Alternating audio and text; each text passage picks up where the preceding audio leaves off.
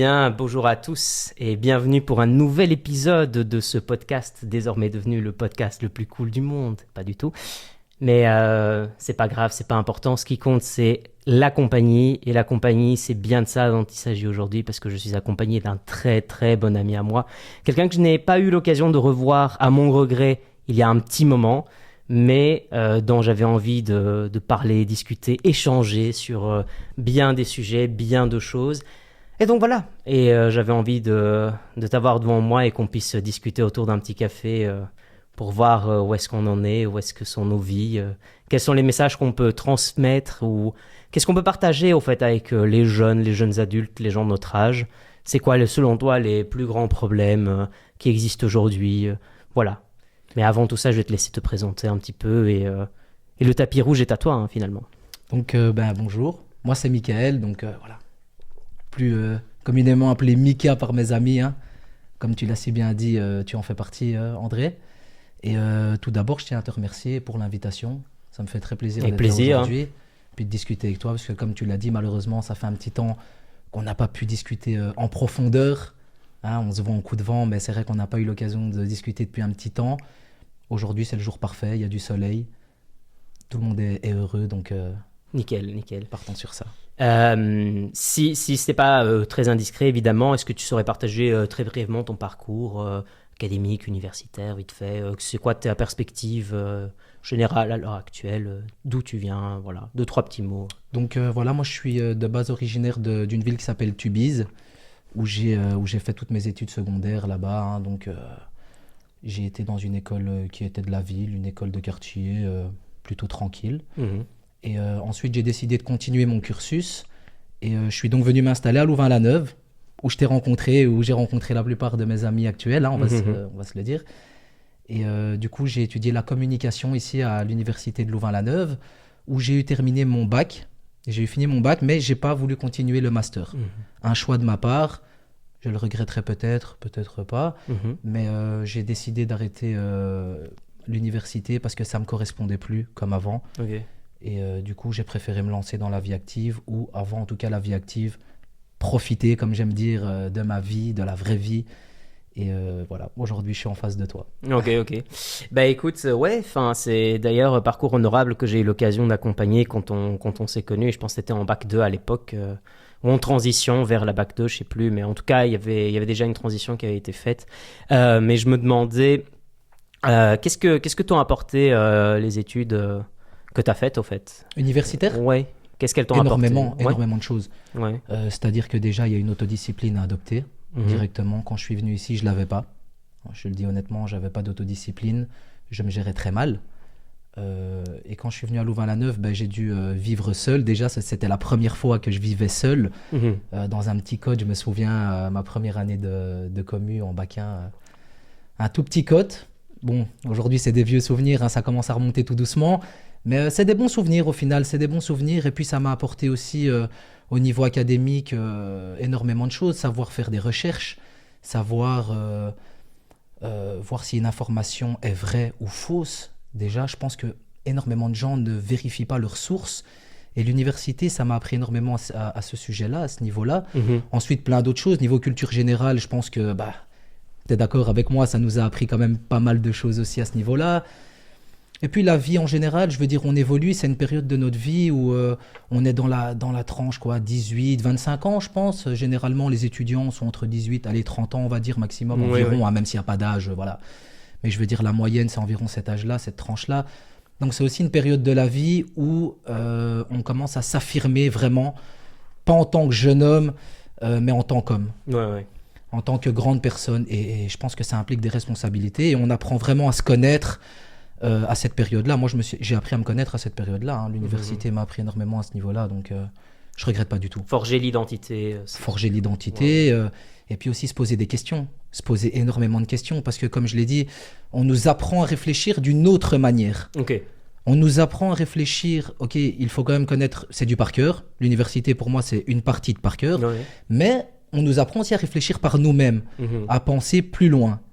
Et quand on pense plus loin, on pense plus loin non pas seulement au niveau académique, mais on pense aussi plus loin vis-à-vis de nous-mêmes ou vis-à-vis de nos proches, de notre entourage. Et je pense qu'à ce niveau-là, l'université m'a énormément aidé et je serai toujours reconnaissant envers l'UCL et envers la Belgique de m'avoir donné cette opportunité-là. Ouais. Bien sûr. Tu penses, désolé, question peut-être un peu philosophique, mais est-ce que tu crois, parce que moi, c'est mon ressenti à moi, encore une fois, on n'est pas là pour parler de moi, on est là pour partager plutôt que de parler de moi, mais moi, je suis persuadé que l'université m'a sauvé. Est-ce que tu crois que pour toi, l'université t'a sauvé? Parce que tu as dit que c'était super important de forger son identité, quitter le cocon familial, penser par soi-même. Est-ce que finalement, là, ces 3 dimensions-là, mais pas seulement celles que tu as mentionnées, il y en a plein d'autres, hein, aussi la bulle sociale, le fait d'être avec des amis, le fait de se trouver des bons amis, le fait de trouver les bonnes personnes aussi. Est-ce que finalement, l'université, cette accroche à l'étude, cette autodiscipline qui vient soit des profs, soit de ton cursus, soit même de ta faculté, parce que tes études te forgent aussi ta conception du monde, est-ce que finalement, ça ne t'a pas un peu sauvé, quoi? Eh ben, clairement, c'est le mot qu'il faut utiliser. Ok. Ça m'a sauvé. C'est clairement ça m'a sauvé. Non pas seulement au vis-à-vis en rapport avec mon avenir en tant que tel professionnel, parce que je pense qu'on n'a pas forcément besoin d'un parcours universitaire pour s'en sortir dans la vie, même si c'est quand même utile, et moi je sais que ça va me donner un petit coup de pouce pour le futur, mais ça m'a sauvé en général. Ça a sauvé ma vie dans le sens où, avant de venir à Louvain-la-Neuve, j'étais entouré de... Enfin, je vais pas dire que j'étais entouré de mauvaises personnes, parce que c'est pas le cas, hein. J'ai toujours été entouré de bonnes personnes qui avaient un cœur, parce que moi-même j'en ai un, donc c'est important pour moi de m'entourer de bonnes personnes. Mais il y a parfois des situations où on se laisse un peu plus aller, avec certains groupes, hein, l'effet de groupe aussi qui joue énormément. Et c'est vrai que quand j'étais jeune, j'avais tendance à, je dirais pas me faire influencer, mais à dériver. Okay, j'avais tendance à dériver. J'avais tendance à ne pas mettre les limites où il fallait les mettre. Et ça m'a causé pas mal d'ennuis quand j'étais plus jeune. Hein. Ça m'a causé quelques soucis. Et le fait de venir à Louvain, j'ai vu, on va dire, un autre monde en fait. Ah vraiment. J'ai vu un autre monde. J'ai vu une autre Belgique. J'ai vu une Belgique où il y avait de l'avenir. J'ai vu une Belgique avec beaucoup d'avenir. Et ça m'a fait extrêmement du bien parce que quand tu vois des gens qui travaillent, même des professeurs de l'UCL, qui travaillent à la télé, qui travaillent... Après, il n'y a pas de sous-métier, hein, bien sûr, hein, on s'entend là-dessus. Hein. Mais je veux dire, ça donne envie, pas de leur ressembler, mais en tout cas de suivre un petit peu leur chemin, un peu leur exemple. Je vois ce que tu veux dire. Tu comprends ? Tandis que dans d'autres situations, on regarderait davantage les influenceurs. C'est vrai qu'on a tendance, si on aime l'université, même si je te rejoins qu'il ne faut pas spécialement avoir fait un parcours universitaire d'excellence, je dirais, mais un parcours d'université classique, un parcours relativement normal où tu fais ton bachelier, tu fais ton master, tu fais ce que tu veux, tant que tu as quelque chose en main pour toi, je pense que c'est déjà un grand accomplissement de base.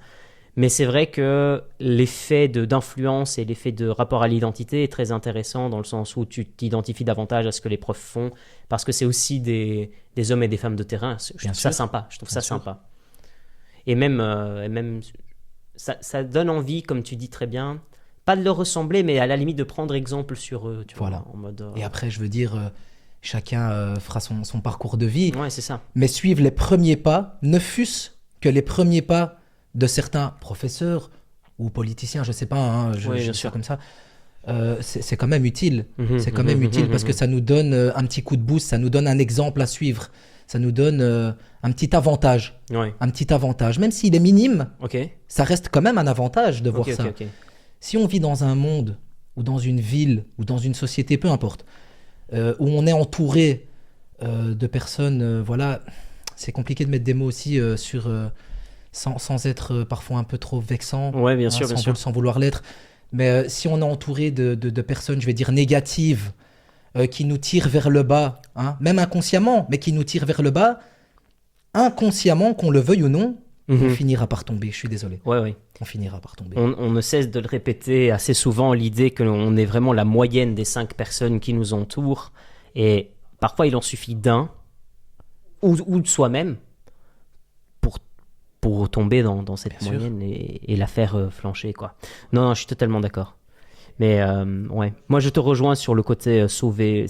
Je trouve qu'il y a quelque chose dans les études, je sais pas si c'est quelque chose de catholique ou de croyant là derrière, ou d'une croyance spirituelle ou religieuse, mais je crois que le rôle de l'université dans son symbole plus général, tu vois, si on a envie, tu vois, soit de creuser, soit d'en tirer une conclusion un peu plus symbolique, je me demande si, sachant que l'université est un lieu du savoir, tu vois, est-ce que finalement, le fait que les études nous aient sauvés, et sauvent beaucoup d'étudiants, parce qu'en fin de compte, tu es en train de faire monter la condition sociale de personnes qui viennent de milieux défavorisés ou qui sont déjà très bien installés et qui font la continuité de leur ascendeur social ou de leur situation sociale, pour reprendre les mots du sociologue Pierre de Bourdieu.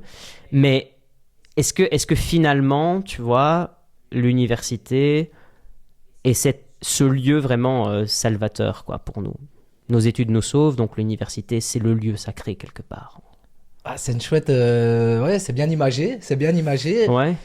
Après, j'irai pas non plus jusqu'à là. Ouais. Et j'irai pas non plus jusqu'à là. Elle est un peu provocatrice, la question, hein, je le reconnais. J'irai pas non plus jusqu'à là. Après, je comprends l'idée. Ouais. Je comprends l'idée. C'est vrai que si on fait... Pour moi, c'est un petit peu un raccourci, si je peux me permettre. Ok, vas-y. De dire, ça nous a sauvés, donc c'est un lieu salvateur, c'est un lieu même, entre guillemets, sacré. C'est quand même des mots assez forts. Ouais. Je ne sais pas si tu as utilisé le terme sacré, mais... Non, pas sacré. Pas sacré, mais... Ou si je l'ai utilisé, alors c'était pas vraiment... Dans ce sens-là. Si, mais pas aussi haut, peut-être. Ok. Ouais.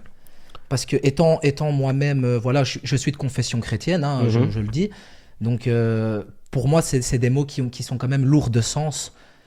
Et c'est quand même puissant d'utiliser ces termes-là pour définir l'université, parce que je pense aussi que l'université n'est pas vraiment le lieu qui va nous faire sauver. C'est-à-dire, les études m'ont sauvé, certes.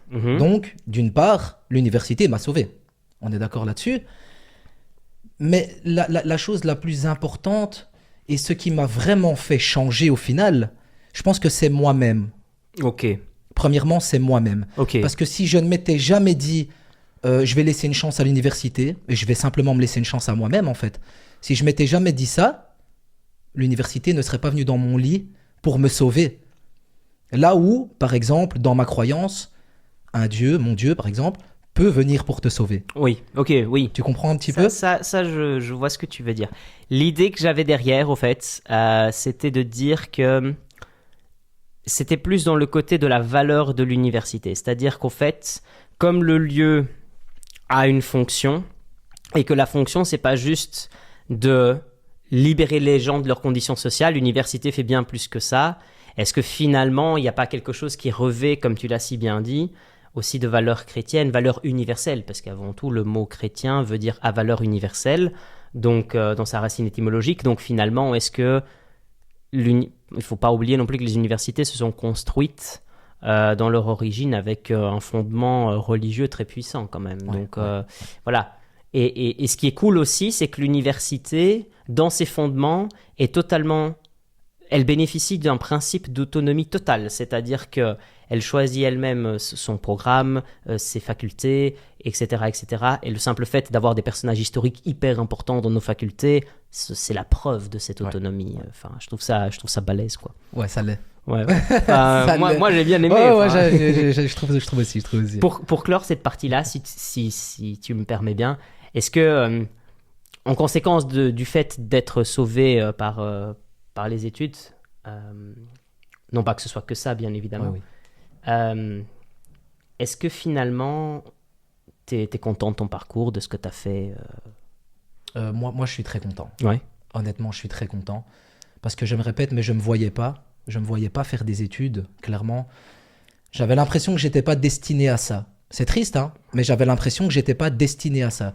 Parce que tu l'as si bien dit, parfois il y a des lieux assez précoces aussi, et on nous encourage pas forcément à aller de l'avant, et on nous encourage pas forcément à sortir de notre zone de confort et à nous laisser une chance. Je pense qu'il y a beaucoup de gens qui sont capables de grandes choses, mais qui ne les font pas simplement par par barrière psychologique, en fait, simplement. Quelqu'un leur a dit, tu ne vaux pas grand-chose.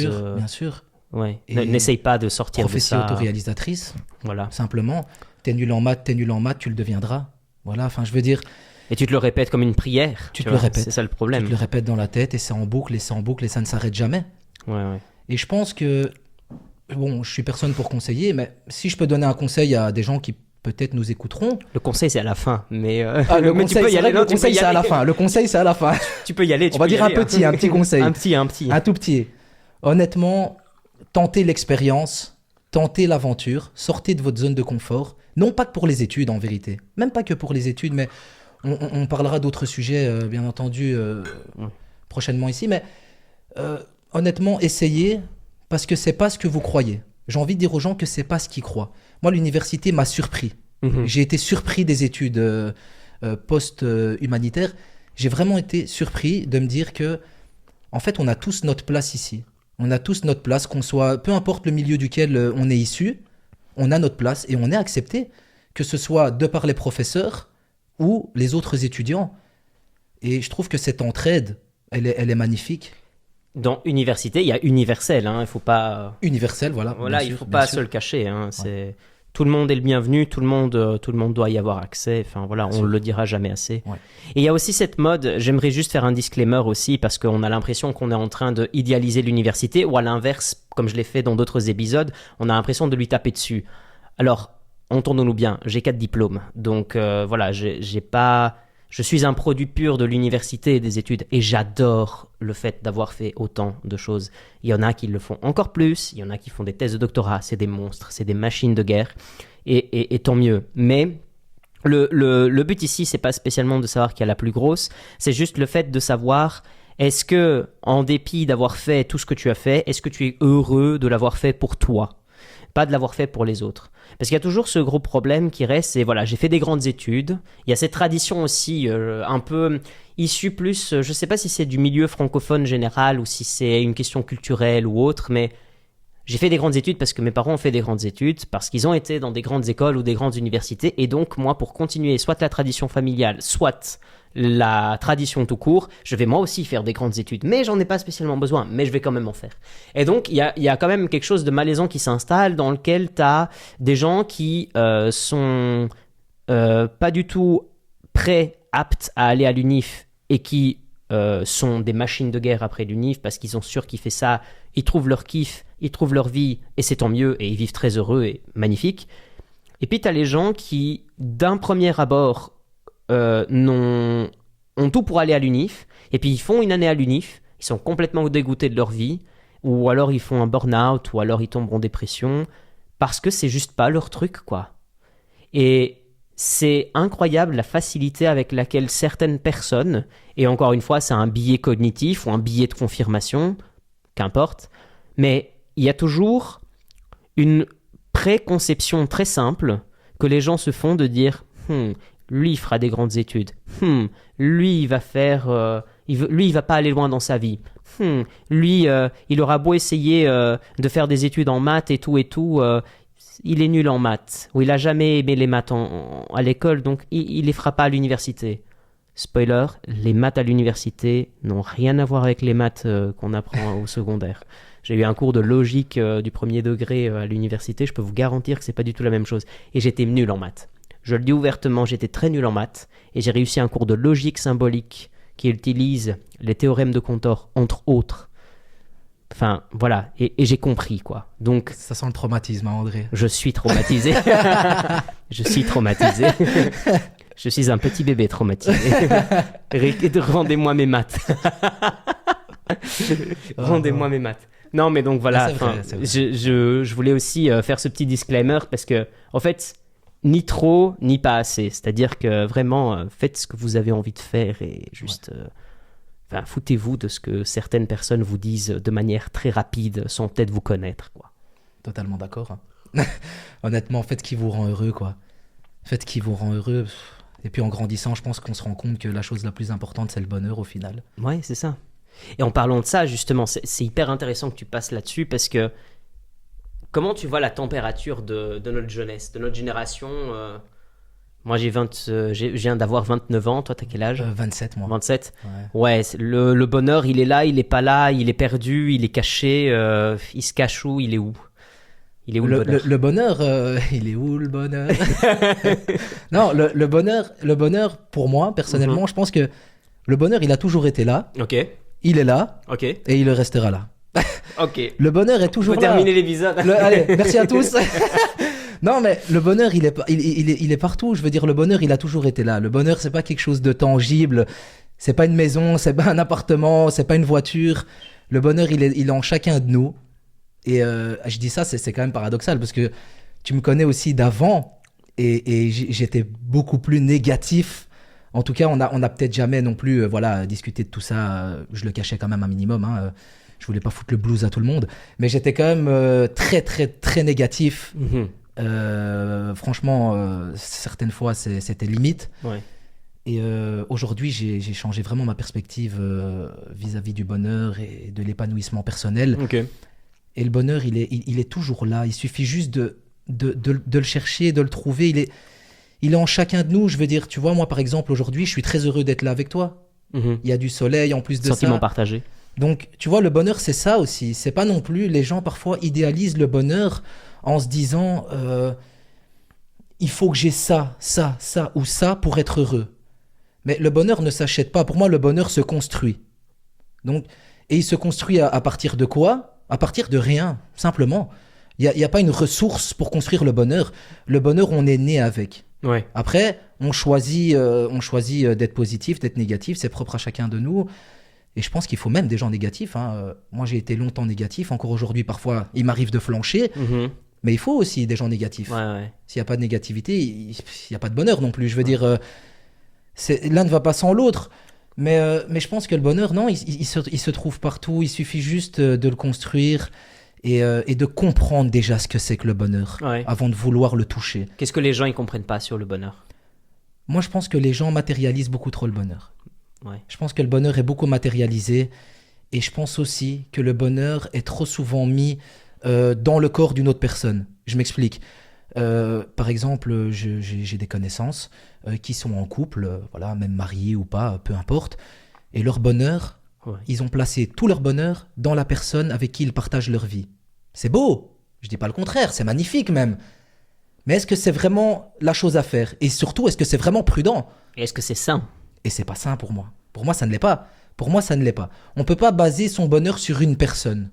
C'est-à-dire que cette personne détient, entre guillemets, votre vie entre ses mains. C'est pas prudent de faire ça, parce que l'amour, c'est quelque chose d'incroyable. Hein. Moi, je suis un fan de l'amour. Je suis un fan de... Tu es un romantique. L'amour, j'adore ça. Le romantisme, je suis un très grand romantique, j'adore ça. Mais il faut quand même toujours garder une limite. Il faut avoir un équilibre. Comme on disait là tantôt, c'est ni bon ni mauvais. Il faut un équilibre. Et placer tous ses œufs dans le même panier, généralement, c'est pas la chose à faire. Donc, placer tout ton bonheur dans une seule personne... Et surtout ça peut marcher, mais... dans l'altérité, moi je dirais, tu vois. Bien sûr, ouais. Alors que, c'est... Ouais. Deux choses sur ce que tu viens de dire, parce que j'adore tout ce que tu viens de dire. Merci. Je sympathise à 2000% ce que tu dis. Le côté positif-négatif, je suis d'accord. On peut pas tout le temps être bien, donc forcément, on a besoin du négatif pour distinguer le bonheur du malheur, voire même de ton état normal. Je suis entièrement d'accord avec l'idée que le bonheur est avec toi. Peut-être que le bonheur est avec toi constamment, c'est juste que tu décides aussi par beaucoup de circonstances de ne pas le chercher quand il le faut. Et parfois, je pense qu'on aurait beaucoup moins d'ennuis si on trouverait le bonheur un peu plus vite dans nos vies aussi. Et si on n'était pas obsédé à trouver des problèmes là où en réalité il n'y en a pas. Parce que moi, c'est pas du tout pour laver le linge sale en public, c'est pas du tout ça. Mais je me suis retrouvé plus jeune dans des situations dans lesquelles je pense que si j'avais tout simplement pas cherché le négatif justement, ça m'aurait beaucoup plus servi au fait.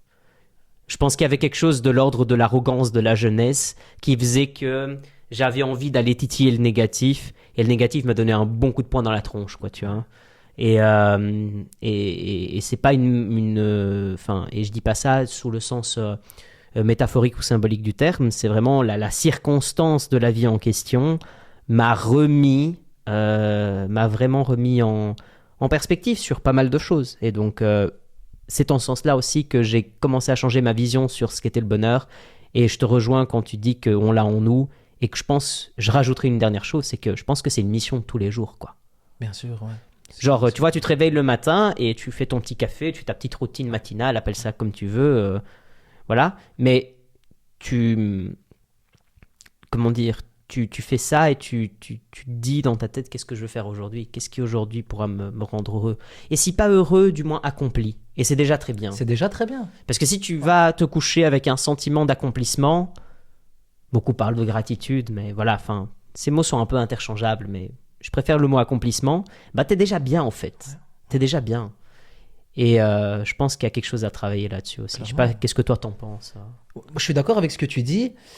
Et je pense aussi que par moment, on peut, je dis on parce que je suis pas irréprochable et que voilà, je nous mets un peu tous dans le même sac, si je peux dire ça comme ça, mais on manque parfois de reconnaissance simplement aussi.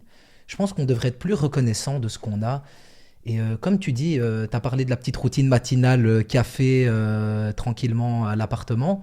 Ben moi, je suis, par exemple, là, j'essaye en tout cas d'être très reconnaissant pour ma petite routine. Mmh. C'est-à-dire que ça me fait, tous les matins, je suis heureux de me dire, je vais me réveiller, je vais me faire mon petit café en musique, me mettre de bonne humeur. S'il y a du soleil, c'est un plus. Et la journée, elle commence avec le sourire, quoi. La journée, elle commence avec le sourire. Et si je sors, voilà, disons que je vais me promener ou simplement prendre un café ou au travail, voilà, disons-le, et qu'il y a un événement qui va chambouler cette positivité. Oui. Donc une remarque mal placée d'un inconnu ou d'un collègue ou d'un ami, on se laisse parfois trop impacter. Oui. On se laisse trop impacter. Et par exemple, moi j'aime bien imager ça, faire une petite métaphore en expliquant que par exemple, si dans mon portefeuille, imaginons que j'ai 10 000 euros en cash. 10 000 euros en cash, je me balade et je fais tomber 20 euros. Bon, je serais un peu déçu d'avoir perdu 20 euros, mais je me dis que derrière, il m'en reste plus de 9 000. Donc, je serais quand même, on va dire, je serais quand même heureux. Ça ne va pas me gâcher ma journée d'avoir perdu 20 euros. Eh ben, j'essaye de me dire ça avec le temps. C'est-à-dire que quelqu'un va peut-être me gâcher 10 minutes de ma journée, mais pourquoi est-ce que je gâcherais toutes ces minutes qui me restent, toutes ces heures qui me restent pour 10 minutes de gâcher? Honnêtement, ça n'en vaut pas la peine. La proportion ne justifie pas, quoi. La proportion n'en vaut pas la peine, ça ne justifie pas. Et du coup, quand je commence à avancer de cette manière, ça me permet en tout cas d'essayer, encore une fois, de rester positif sur le long terme et de ne pas laisser m'affecter par des choses extérieures qui arrivent. Quel est selon toi le plus grand fléau de notre génération? Qu'est-ce qui nous affecte le plus en ce moment? De notre génération Gen Z, on va dire. Pas que Gen Z, mais surtout nous directement. Ouais. Les 25, 30 ans, enfin les 23, 30 ans, des choses comme ça. Enfin, dans cet écart-là. Qu'est-ce qui, toi, te frappe? Il y a plusieurs choses quand même. Il y a plusieurs choses. Pour suivre un petit peu dans ce qu'on est en train de dire. Mais je pense qu'on a un problème aussi de haine. Ok, donc il y a le premier, la condition de la matérialisation du bonheur. Je trouve que c'est un problème, gros problème. Ouais. Et là, tu viens de dire la haine. La haine. La haine. Il y a beaucoup de haine. Semer la haine, tu veux dire créer de la haine. C'est ça, créer de la haine, semer la haine, entretenir la haine. Ok. Beaucoup de violence, ça se rejoint, haine, violence, négativité. Ça se rejoint un peu, mais je trouve que les gens sont très, très violents, très haineux, pour pas grand-chose au final. Pour pas grand-chose, je veux dire... Quand on voit ce qui se passe, pas seulement à la télé, parce que voilà, on allume le journal, on sait qu'il y aura des choses négatives, c'est un peu le truc du journal. On va pas allumer le journal et dire ce qui se passe de bien, ça dure 5 minutes et après on repasse au négatif. Ouais, c'est ça. Je veux dire, voilà, c'est aussi un peu le but du journal, mais on allume la télé, c'est fort négatif. On se promène dans la rue, parfois il nous arrive de tomber sur des choses négatives et sur les gens réagissent de manière non proportionnelle. C'est-à-dire que pour une micro-chose, ça va prendre des ampleurs incroyables et ça peut finir en violence ou avec des mots, des injures, des insultes qui n'ont pas lieu d'être. Oui. Aujourd'hui, on prend la voiture, on va faire un tour, on klaxonne quelqu'un parce qu'il fait une erreur ou par sécurité simplement. On ne sait jamais, le mec il va peut-être sortir de sa voiture avec une batte et nous exploser le pare-brise. Je veux dire, aujourd'hui, il faut faire attention. Il faut faire très attention à ce qu'on dit, à ce qu'on fait Et voilà, limite, bientôt, malheureusement, j'ai l'impression, bon, ça n'arrivera jamais, mais c'est pour imager, il faudra bientôt, limite, faire attention à ce qu'on pense. Ouais. J'ai l'impression, en tout cas. Moi, ouais. Non, mais ça me fait tilter dans plusieurs trucs. Déjà, je te rejoins. Il y a quelque chose, comme tu dis, je sais pas si c'est tellement la haine ou le fait d'être offensé. Tu dis que ça prend parfois des proportions disproportionnées, mais je me dis, est-ce que finalement, c'est pas l'idée d'être offensé, tu vois? Y a pas, tu crois pas qu'il y a aussi de ça dans le truc?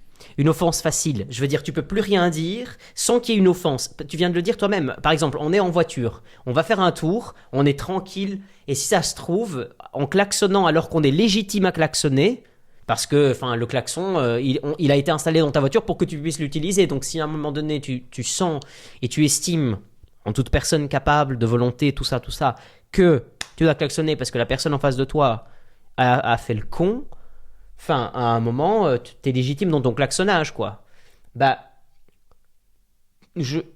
En quoi est-ce que le fait de klaxonner et de se faire juste rappeler à l'attention, ce qui n'est rien de grave, théoriquement parlant, surtout s'il n'y a pas eu d'accident, en quoi est-ce que ça légitimerait à son tour le fait que la personne ait eu un comportement disproportionné et elle te vienne claquer ta voiture ou autre, parce qu'elle se sent complètement offensée, enragée, le road rage et tout ça, quoi. Ouais.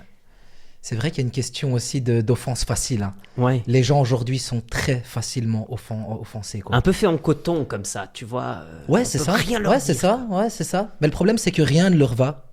Donc, c'est-à-dire que on va dire quelque chose pour les aider.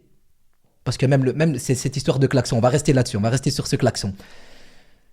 Ça peut être aussi une sorte d'aide de klaxonner. Je klaxonne quelqu'un parce qu'il fait une erreur. C'est aussi dans le but qu'ils ne la reproduisent plus par après, oui. Qu'ils se disent « Ah, j'ai fait ci, ce n'est pas correct, je me suis fait rappeler, entre guillemets, à l'ordre, si je peux dire ça c'est un peu sévère, mais je me suis fait un peu rappeler à l'ordre, je le ferai plus parce que c'est pas bien. » Voilà. Mais les gens ne veulent même plus apprendre. Ils ne veulent plus apprendre de leurs erreurs. Les gens, parfois, on tente de les aider, c'est perçu, à la limite, comme une agression, ou c'est perçu comme un jugement de valeur, ou un jugement sur le physique, sur l'apparence, quoi que ce soit. Je veux dire, les gens prennent tout comme un jugement, comme une offense. Et ça, je trouve ça vraiment dommage, parce que même le fait d'avoir une discussion avec quelqu'un aujourd'hui, ça devient à la limite du risqué. On a peur de dire ce qu'on pense, c'est pour ça que je te disais que bientôt on aura cette limite de pensée. La police de la pensée. La police de la pensée, clairement. 1984, George Orwell. Quoi. Clairement, quoi. Franchement, ouais, c'est ça. On y vient, quoi, tu vois, on pourra plus penser ce qu'on veut, on pourra plus dire ce qu'on veut, et on devra juste se conformer à ce qu'on nous dit, à la société ou au mouvement général, et puis suivre la route de tout le monde. Mais à ce moment-là, honnêtement, je veux dire, la société, on sera tous les mêmes. Le problème avec suivre la route en général, c'est qu'il faut faire attention au klaxonnage, justement. Après, t'auras full embouteillage, tu vois. C'est ça. Au final... trop de voitures après. Le serpent se mord la queue. Je veux dire, c'est dingue, quoi. Je trouve ça un peu dommage, et j'irai même plus loin, je trouve ça un peu hypocrite. Allez. Je trouve ça un peu hypocrite. Parce que la plupart des gens aujourd'hui ne disent même plus ce qu'ils pensent. Je trouve que j'ai déjà eu pas mal de discussions, que ce soit au sport, que ce soit quand on boit un verre entre amis, un café ou quoi que ce soit. Il y a beaucoup de gens, et je le vois, ils aimeraient dire des choses, mais ils ne les disent pas. Par peur. Simplement par peur. Par peur des réactions. Par peur des réactions des personnes auxquelles ils s'adressent. Par peur des réactions de la table d'à côté. S'ils entendent de quoi on parle et qu'on parle un petit peu trop fort, risqueraient de s'offusquer. Et ça crée de nouveau de la haine. Enfin, peut-être pas non plus au point de la haine. Mais en tout cas, ça crée une discorde. De les faire réagir, en tout cas. Ça va les faire réagir. Et négativement. Rarement positivement. C'est ça. Et ça, c'est quand même dommage, quoi. Je veux dire... ce que je trouve bizarre, tu vois, c'est que quand tu es adulte et que tu as des responsabilités ou que tu occupes des lieux sensibles ou des entreprises sensibles ou des choses comme ça, et que il y a beaucoup d'enjeux économiques ou sociétaux qui sont autour de toi. Ok, tu peux pas te comporter d'une certaine manière. Bien sûr. Mais par exemple, les enfants, même les enfants, les jeunes adolescents, les adultes, le fait même de suivre l'éducation, c'est pour qu'eux apprennent ce qu'ils peuvent ou doivent dire, et puis par discernement et par croissance et par éducation et autres, justement de se contenir, de dire absolument tout pour qu'un filtre s'installe. Par exemple, un enfant, ça ne ment jamais. Un enfant, il voit le roi nu, il le dit, le roi est nu. Si nous, on voit le roi nu, on va quand même regarder de côté et défaire notre petite papote et on s'en fout si le roi il est nu ou pas, parce que voilà, on s'en fout. Mais tu vois, et je trouve que le fait même que certains adolescents n'osent plus même parler, comme tu dis, dans des conversations de café ou autres, on voit déjà ça autour de nous. Ouais, parfois, ça fait un petit peu... Ça crée un vide, au fait. Clairement, ça crée un vide. Ça crée un vide. Et après, t'as plus la discussion de café telle qu'on la conçoit, quoi. Ouais, non, c'est plus la discussion chaleureuse où tout le monde parle un peu franco, je veux dire, où tout le monde parle un peu limite à haute voix, là, tu vois. Ouais, je veux dire, ça. comme avant, quoi. Je veux dire, les bons cafés où tout le monde s'exprime. Non, on revient vraiment, c'est terminé, quoi. Et le pire, c'est que je pense qu'il y a aussi un autre truc qui est corrélé à ça. Enfin, je sais pas ce que toi t'en penses, mais je trouve qu'il y a un truc qui est corrélé à ça. C'est l'utilisation des smartphones de plus en plus à table, au fait. Parce que, en fait, comme tu utilises de plus en plus ton tel, bah, tu es un petit peu plus déconnecté du réel. C'est une conséquence. C'est comme ça, ok, voilà, nos jugements, moi aussi je l'utilise, toi aussi je suppose, Mika. Voilà, bien sûr. Parfois de manière disproportionnée, nous tous, mais bon, c'est comme ça, c'est comme ça. Mais ce que je veux dire, c'est que comme on est un petit peu plus déconnecté du réel, je pense que ça a à voir avec ce que tu viens de dire, justement, du fait de ne plus parler aussi à haute voix, on va dire, et de manière aussi honnête et aussi pleine, quoi, tu vois. T'as envie de dire des choses aux gens, t'as envie de parler aux gens, tu vois, t'as envie de dire des choses. Par exemple, nous, là, on est en train de se dire des choses qu'on s'est peut-être déjà dit dans des contextes de fête ou quoi, mais dont on se souvient pas. Et en plus de ça, enfin là, on a envie que ça reste, quoi. On a envie de laisser une trace et que la chose tienne.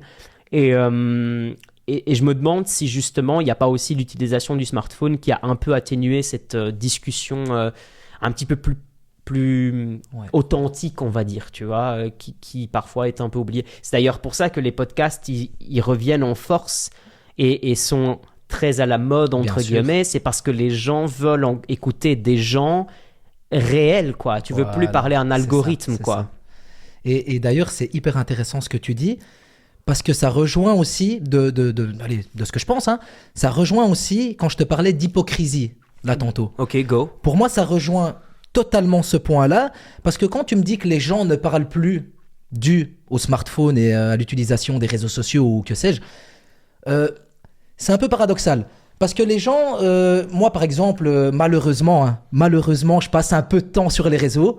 Pas tous, là j'ai installé TikTok. Il faut que je le désinstalle. Clairement, il faut que je le désinstalle parce que ça me prend trop de temps. Mais des fois, je scrolle dans des vidéos sur tous les sujets, peu importe le sujet. Et je vois dans les commentaires, des commentaires parfois incroyables, mais parfois ignobles. Et je me dis, c'est hypocrite. Parce que ces gens-là, comme tu le dis, ils sont sur leur téléphone. Et ceux qui disent dans les commentaires, ils ne le diront pas. Ils ne vont pas assumer leurs propos, en fait. Ils ne vont pas assumer leurs idées. Malgré que ce soit parfois, même si ce n'est pas non plus trop trash, trop abusé. Ouais, bien sûr. Je veux dire, il y en a, ils donnent juste leur opinion. Ils donnent juste leur opinion, clairement. Mais je sais que cette opinion-là, ils ne la diront pas en vrai. De peur. De peur, simplement. De peur, oui. Et je me dis, ces gens-là, c'est hypocrite. D'une certaine manière, c'est hypocrite. Parce que tes idées, je suis désolé, tu dois les défendre. Tu te dois de les défendre. Comme disait Che Guevara, celui qui ne se bat pas pour la liberté n'a pas le droit de se plaindre. Donc, c'est facile de se cacher derrière... Enfin, je le dis, mais parfois, voilà, il m'arrive de le faire aussi, je dis pas. Mais je veux dire, c'est facile de se cacher derrière une photo de profil, de dire ses idées, de tout balancer en un coup. Limite, il y en a certains qui, limite, crachent leur haine. Et puis, de l'autre côté, on est tous ensemble. Et quand là, il faut le dire, c'est à ce moment-là qu'il faut le dire. Plus personne ne le dit. Et le silence, il est là, justement, comme, ça rejoint aussi ce qu'on disait sur le fait que, à un moment donné, donc derrière l'écran, tu dis tout. Et dans la vraie vie, par peur ou autre, et comme tu dis, ouais, enfin, la personne, elle a de la haine en elle, Ouais, clairement. elle la travaille, cette haine, et c'est ça qui est horrible, c'est parce qu'elle est en train de la travailler, et tout ça, ça va donner encore plus de haine, quoi, tu vois. C'est ça. Comme un... Et puis même ceux qui ne parlent pas, Ouais. ceux qui donnent pas leurs avis, je veux dire, comme tu dis, en fait, ils accumulent de la frustration. Il y a une expression idiomatique anglo-saxonne trop cool que j'aime bien, c'est « Opinions are like hassles, everyone has one ». C'est ça. Les avis, c'est comme C'est les ça. trous de cul, tout le monde en a un. Donc, de toute façon, on s'en fout. Ouais, c'est on ça, s'en je fout veux dans dire. le sens où, tant que vous dites pas des trucs choquants Ouais, ou des voilà, trucs qui c'est vont ça. vraiment appeler à la haine ou autre, enfin, règle générale, enfin, vous êtes bien, quoi. Enfin, Ouais. tout le monde a des, enfin, tu vois, c'est Tout le monde a des idées, tant tout le qu'on monde le a dit des avec idées, respect des et bienveillance. conceptions. Ouais. Mais c'est les mots clés, ça. Respect, bienveillance. Ouais, voilà, pour moi, tant qu'on dit bien les choses, je veux dire, il n'y a pas de souci. Mais il faut savoir les dire aussi, il faut prendre des pincettes quand Mais on parle aux gens. Bien sûr. Et il y a autre chose aussi, c'est que toi et moi, je te connais depuis assez longtemps pour savoir qu'on n'est peut-être pas d'accord sur tout, mais qu'on n'a jamais eu besoin d'être d'accord sur tout pour cesser d'être amis, tu vois. Ouais, c'est vrai ça. Ouais. On s'en balèque, quoi. Ouais, clairement. Genre, par exemple, voilà, il y a des choses où moi, je sympathise pas spécialement, et si je sympathise pas spécialement, je te rejoins peut-être pas spécialement, tu vois, mais c'est en mon droit, et c'est la même chose de ton côté, et je pense qu'une amitié, c'est ça aussi, parce qu'on retrouve, enfin, toujours dans cet esprit de conformité, tu vois, il y a des gens, les gens sont trop différents que pour se ressembler, au fait. Et donc, l'idée de mode, tu vois, elle est paradoxale, parce que le propre d'une mode, c'est qu'elle va passer. Et c'est qu'elle va revenir. Donc, dans tous les cas, il faut être différent de base. Comment tu te... Aujourd'hui, on dit découvre ton pourquoi, fais ci, fais ça, découvre pourquoi t'es... Mec, il faut que tu trouves pourquoi t'es différent. Mais dans un monde de plus en plus conformisé, tu vois, mais pas seulement conformisé au niveau vestimentaire, conformisé au niveau des idées, conformisé au niveau de tout, mais c'est une conséquence de beaucoup de choses. Hein. C'est pas juste un facteur, mais comment tu te distingues de tout ça alors que tout t'amène à tout conformiser, tu vois. Ouais. Et ça, les gens, ils savent pas faire la distinction entre le fait de devoir... C'est pas parce que tu portes des vêtements qui sont conformes ou conformisés que tu n'es pas libre d'avoir des opinions divergentes et en plus de ça, d'avoir quand même des amigos, parce que le but, c'est que en dépit, le but d'un ami, c'est que en dépit du fait d'avoir des opinions et des avis et des convictions différentes, cet ami ne te jugera jamais pour qui tu es. Parce qu'un ami, il te dira ce qui ne va pas, il te dira ce qui va, mais il le regarde avec sa propre perception lui aussi, et ses croyances, et ses convictions, et son éducation et tout. Mais ça ne l'empêchera pas avant tout d'être ton ami. Et c'est ça le truc cool, c'est que c'est ton ami avant tout. Ouais, c'est vrai. Et il y a beaucoup de gamins aujourd'hui, et je remarque, et même de jeunes adultes, qui n'ont pas d'amis. Et ça, c'est chaud. Et ça, c'est un problème, je pense. Je sais pas ce que toi, t'en penses là-dessus, mais moi, je remarque, tu vois. Ouais. Je suis pas en train de dire qu'il faut être ami avec tout le monde, Ouais, loin non, de là. non, ouais. Mais on nous disait toujours, il faut avoir au moins 5 amis. 5 amis qui sont la poignée de la main, quoi. Les gens sur qui on peut compter, les gens de notre entourage proche, etc., vers qui on peut, je sais pas moi, passer un coup de fil quand ça va ou quand ça va pas, voilà, avec qui partager. Et ben aujourd'hui, j'avais lu un article là-dessus, je sais plus dans quel truc c'était, mais de par la conséquence de l'épidémie et autres, bah, au fait, les gens se sont de plus en plus renfermés chez eux. Conséquence de ça, ils se voient de moins en moins. Comme conséquence de la digitalisation de tout, bah, tu es de plus en plus sur ton smartphone. Et conséquence de tout ça, tu as moins d'amis, en fait, parce que tu as moins de contact social. Ouais. Enfin, je sais Ouais, pas. c'est une hypothèse. C'est une hypothèse. Ouais, c'est clairement ça. Je pense que ça joue énormément. Après, honnêtement, je pense qu'aujourd'hui aussi, avoir des amis, c'est difficile. Ok. J'ai l'impression que c'est difficile d'avoir des amis. Dans quel sens? J'ai l'impression qu'aujourd'hui, en fait, des amis, et même plus que ça, avoir une relation amoureuse même, pour moi, je trouve que c'est difficile, c'est compliqué. On vit dans une société, pour moi, de remplacement, en fait. Donc, aujourd'hui, quelque chose ne va pas. Pourquoi je vais m'embêter avec, quoi? Le marché de l'amour, tu parles. Que ce soit le marché de l'amour et même de l'amitié. Ah ouais. Je veux dire, moi, j'ai déjà eu le cas où je discutais avec des amis et puis voilà, on a eu un désaccord sur un sujet, peu importe lequel. Et puis c'est ciao, quoi. On est très vite expédié. On est très vite expédié, quoi. On est très vite remplacé aussi. On est très très vite remplacé. Pourquoi les gens s'embêteraient avec moi? Il suffit d'aller dans un bar pendant 1 heure et je trouve quelqu'un d'autre. Enfin, aujourd'hui, j'ai l'impression que les gens, ils veulent plus. Le temps, c'est devenu vraiment une notion différente. On veut plus continuer dans le temps. On veut pas continuer dans le temps avec des amis fidèles ou une femme ou un mari fidèle. Je veux dire, aujourd'hui, on veut avancer, mais on est très personnel aussi. Donc, quand quelque chose me convient pas, ah non. Et je vais pas me pourrir le cerveau avec ce mec ou avec cette fille. Elle est trop négative. Je préfère changer et m'entourer de quelqu'un de mieux. Elle est trop anxieuse. Elle me fait, voilà. elle est trop. Elle me donne du mal au crâne. Voilà. Ouais. Et du coup, allez hop, ciao. Et je prends quelqu'un qui sera beaucoup mieux alors. On a l'impression de se retrouver dans un supermarché, tu vois. Genre, c'est ça. Celui-là est déjà expiré. Allez, on change autre chose et on retourne au marché, quoi. C'est clairement ça. Et même là, on parle aussi de relations amoureuses. Amicales, ça fonctionne aussi, hein, mais même relations amoureuses dans le marché de l'amour. Enfin, je suis désolé, hein, mais quand je vois des applications de rencontres Tinder et tout le truc. Tout le bardac, quoi. Tout le bazar. Franchement, je trouve ça, honnêtement, désolé du terme. Hein, désolé, hein, mais je trouve ça honteux. Oui, honnêtement, je trouve ça honteux, en fait. Il y a un livre écrit par une sociologue que j'ai étudié. On parlait de l'université, à l'UNIF. D'une sociologue qui sait bien de quoi elle parle, qui s'appelle « Pourquoi l'amour fait mal », dans lequel elle développe justement comment est-ce que historiquement l'amour, qui est un sentiment d'ailleurs propre à l'Occident, hein, les autres civilisations, entre guillemets, avec des gros guillemets, ne pensent pas l'amour comme nous on pense l'amour, hein, parce que l'amour, tel qu'il est conçu en Occident, est associé à un sentiment qui a évolué. Donc on se souvient au Moyen-Âge, l'amour courtois, les chevaliers, le fait de courtoiser la madame, la demoiselle, le fait de lui chanter des poèmes, etc. On peut penser ici à tellement d'auteurs du Moyen-Âge, hein, mais dans toute la tradition moyenâgeuse de toute façon, dans tous les récits chevaleresques et autres. Hein. Je pense peut-être au plus connu et celui qui parlera de tous, c'est les chevaliers de la table ronde, hein, où le sujet revient quand même de manière plus systémique, on va dire. Et puis, il y a un bousculement à l'époque moderne, époque historique moderne, donc on parle de la fin du Moyen-Âge, début XIVe siècle. Et à la période moderne, il y a quand même ce côté qui apparaît où on reprend justement cette dimension anthropologique de l'amour recentré sur soi. Et on commence à faire des choix en fonction de l'amour. Et puis, à l'heure actuelle, conséquence de celle-là, il y a eu quelques changements évidemment économiques, sociaux, etc.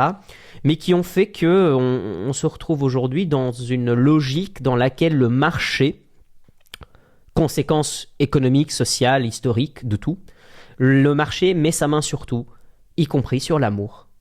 Et donc, si je peux bénéficier du bonheur ou du malheur des gens, on est go, quoi.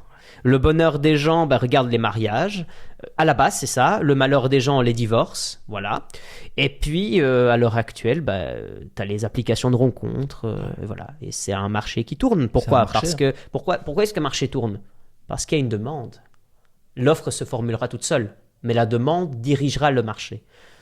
Et c'est dingue parce que, en fait, j'ai une idée de l'amour qui est, et ça c'est juste un avis, c'est une hypothèse. C'est pas une théorie, c'est pas un système, c'est juste une hypothèse.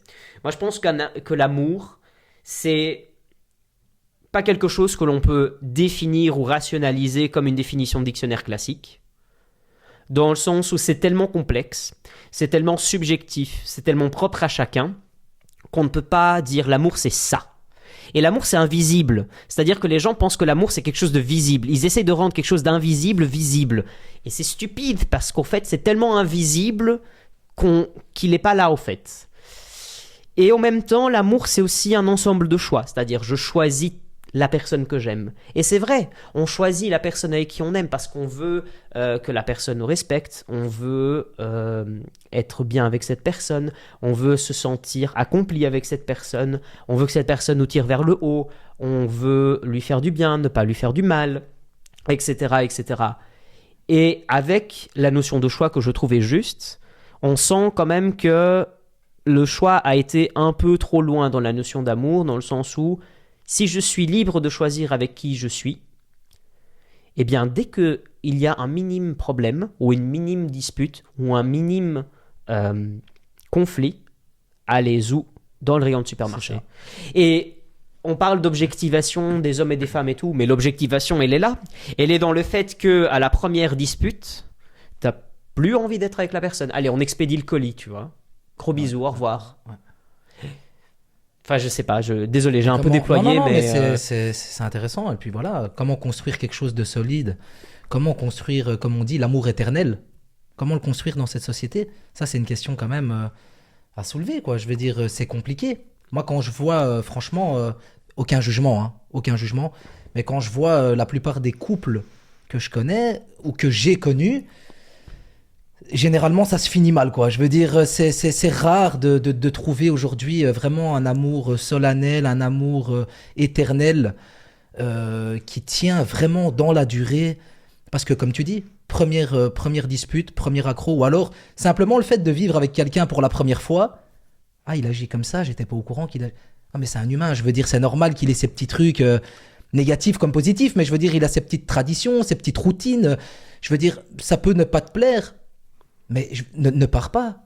Oui, essaye de trouver un compromis ou un arrangement. Discute-en, quoi. Déjà, première chose, discuter, je dirais aussi, parce que très vite, on a tendance à réagir très vite à chaud aussi. Ouais. Et à se dire, ah oui, il agit comme ça, comme tu dis. Ah, il range pas ses brosses à dents au bon endroit. Oh putain, ça me fait chier. Ça. Et ça tourne. Et ça tourne beaucoup plus vite en très peu de temps. En très très peu de temps. En 10 secondes, ça peut passer de ça à ça. Ah, il ronge ses brosses à dents. Putain, mais c'est quel... Dégage. Bisous. non, mais c'est vrai, c'est vrai. Et je voudrais même compléter ce que tu dis. Il y a la discussion, mais ce qui va de pair avec la discussion, savoir écouter. Savoir écouter, les gens ne s'écoutent plus autant qu'avant aussi. Il y a un problème d'écoute pour moi. Parce que la personne que là, on va continuer sur cette fameuse brosse à dents. On l'a tous déjà connue, cette dispute. La dispute de la brosse à dents. Ah, je pensais que tu... non. Je pensais que tu parlais de la brosse à dents elle-même. Mais tu vois, cette brosse à dents, on va dire, ton copain ou ta copine va te le dire une fois. Ben, écoute-la aussi. Tu sais que ça l'ennuie, tu sais que ça la dérange ou que ça le dérange. Ben, allez, fais un effort. Tu vois, essaye de la mettre autre part ou je sais pas, range-la ou ça fait plaisir à ton conjoint ou voilà. Mais parfois, il y a aussi ce problème d'écoute. Il y a aussi ce problème d'écoute qui suit ce manque de discussion. Tu vois ? Et du coup, ça crée des discordes et de la frustration qui s'accumule. Frustration plus frustration, ben à la fin... Sans faire de symbolisme facile, tu vois, je me demande que, vu que nos yeux sont tellement sollicités par nos smartphones, est-ce que finalement, par principe de compensation, tu vois, est-ce que nos oreilles ne sont pas un petit peu dépourvues de cette écoute, tu vois ?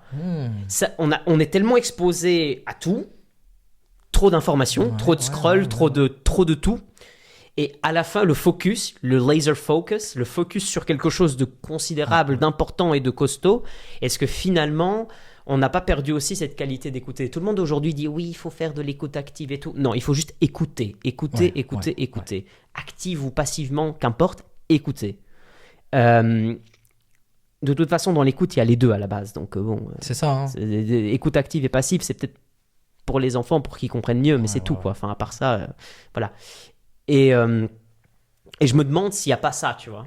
Est-ce que notre organisme et notre cerveau, par principe de compensation, vu qu'on est tellement exposé à tellement de choses, à tellement plus d'informations, et dès qu'on ouvre notre smartphone et nos réseaux sociaux, on n'a pas pléthore, on a le monde littéralement à notre portée de main, bah au fait, est-ce que finalement nos facultés auditives n'ont pas perdu un petit peu de potentiel, tu vois, ou de capacité aussi? Moi je pense que si, moi je pense que oui.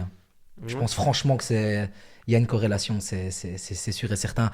Je veux dire, même le fait d'être, comme tu as dit, d'être attentif, d'être concentré plus d'une minute, aujourd'hui, pour 90% des gens, c'est compliqué. Parce que les vidéos, elles durent en moyenne quoi ? 1 minute ? Un truc comme ça. Maintenant, qui regarde des vidéos de 15 minutes ? Ça nous paraît pas long, une vidéo de 15 minutes sur YouTube ? Pour certaines personnes, ça leur paraît un film. Pour certaines personnes, ça leur paraît un film de 2 heures, un Seigneur des Anneaux. C'est 15 minutes. C'est 15 minutes. Tu vois, c'est 15 minutes, genre. Et on le voit même d'ailleurs avec les séries. Oui, bien sûr. Maintenant, il y a plus de séries qui sortent, beaucoup plus qu'avant. Parce que les gens, ils en ont marre de regarder des films, c'est trop long. C'est beaucoup trop long. Et même les films, ils raccourcissent les films.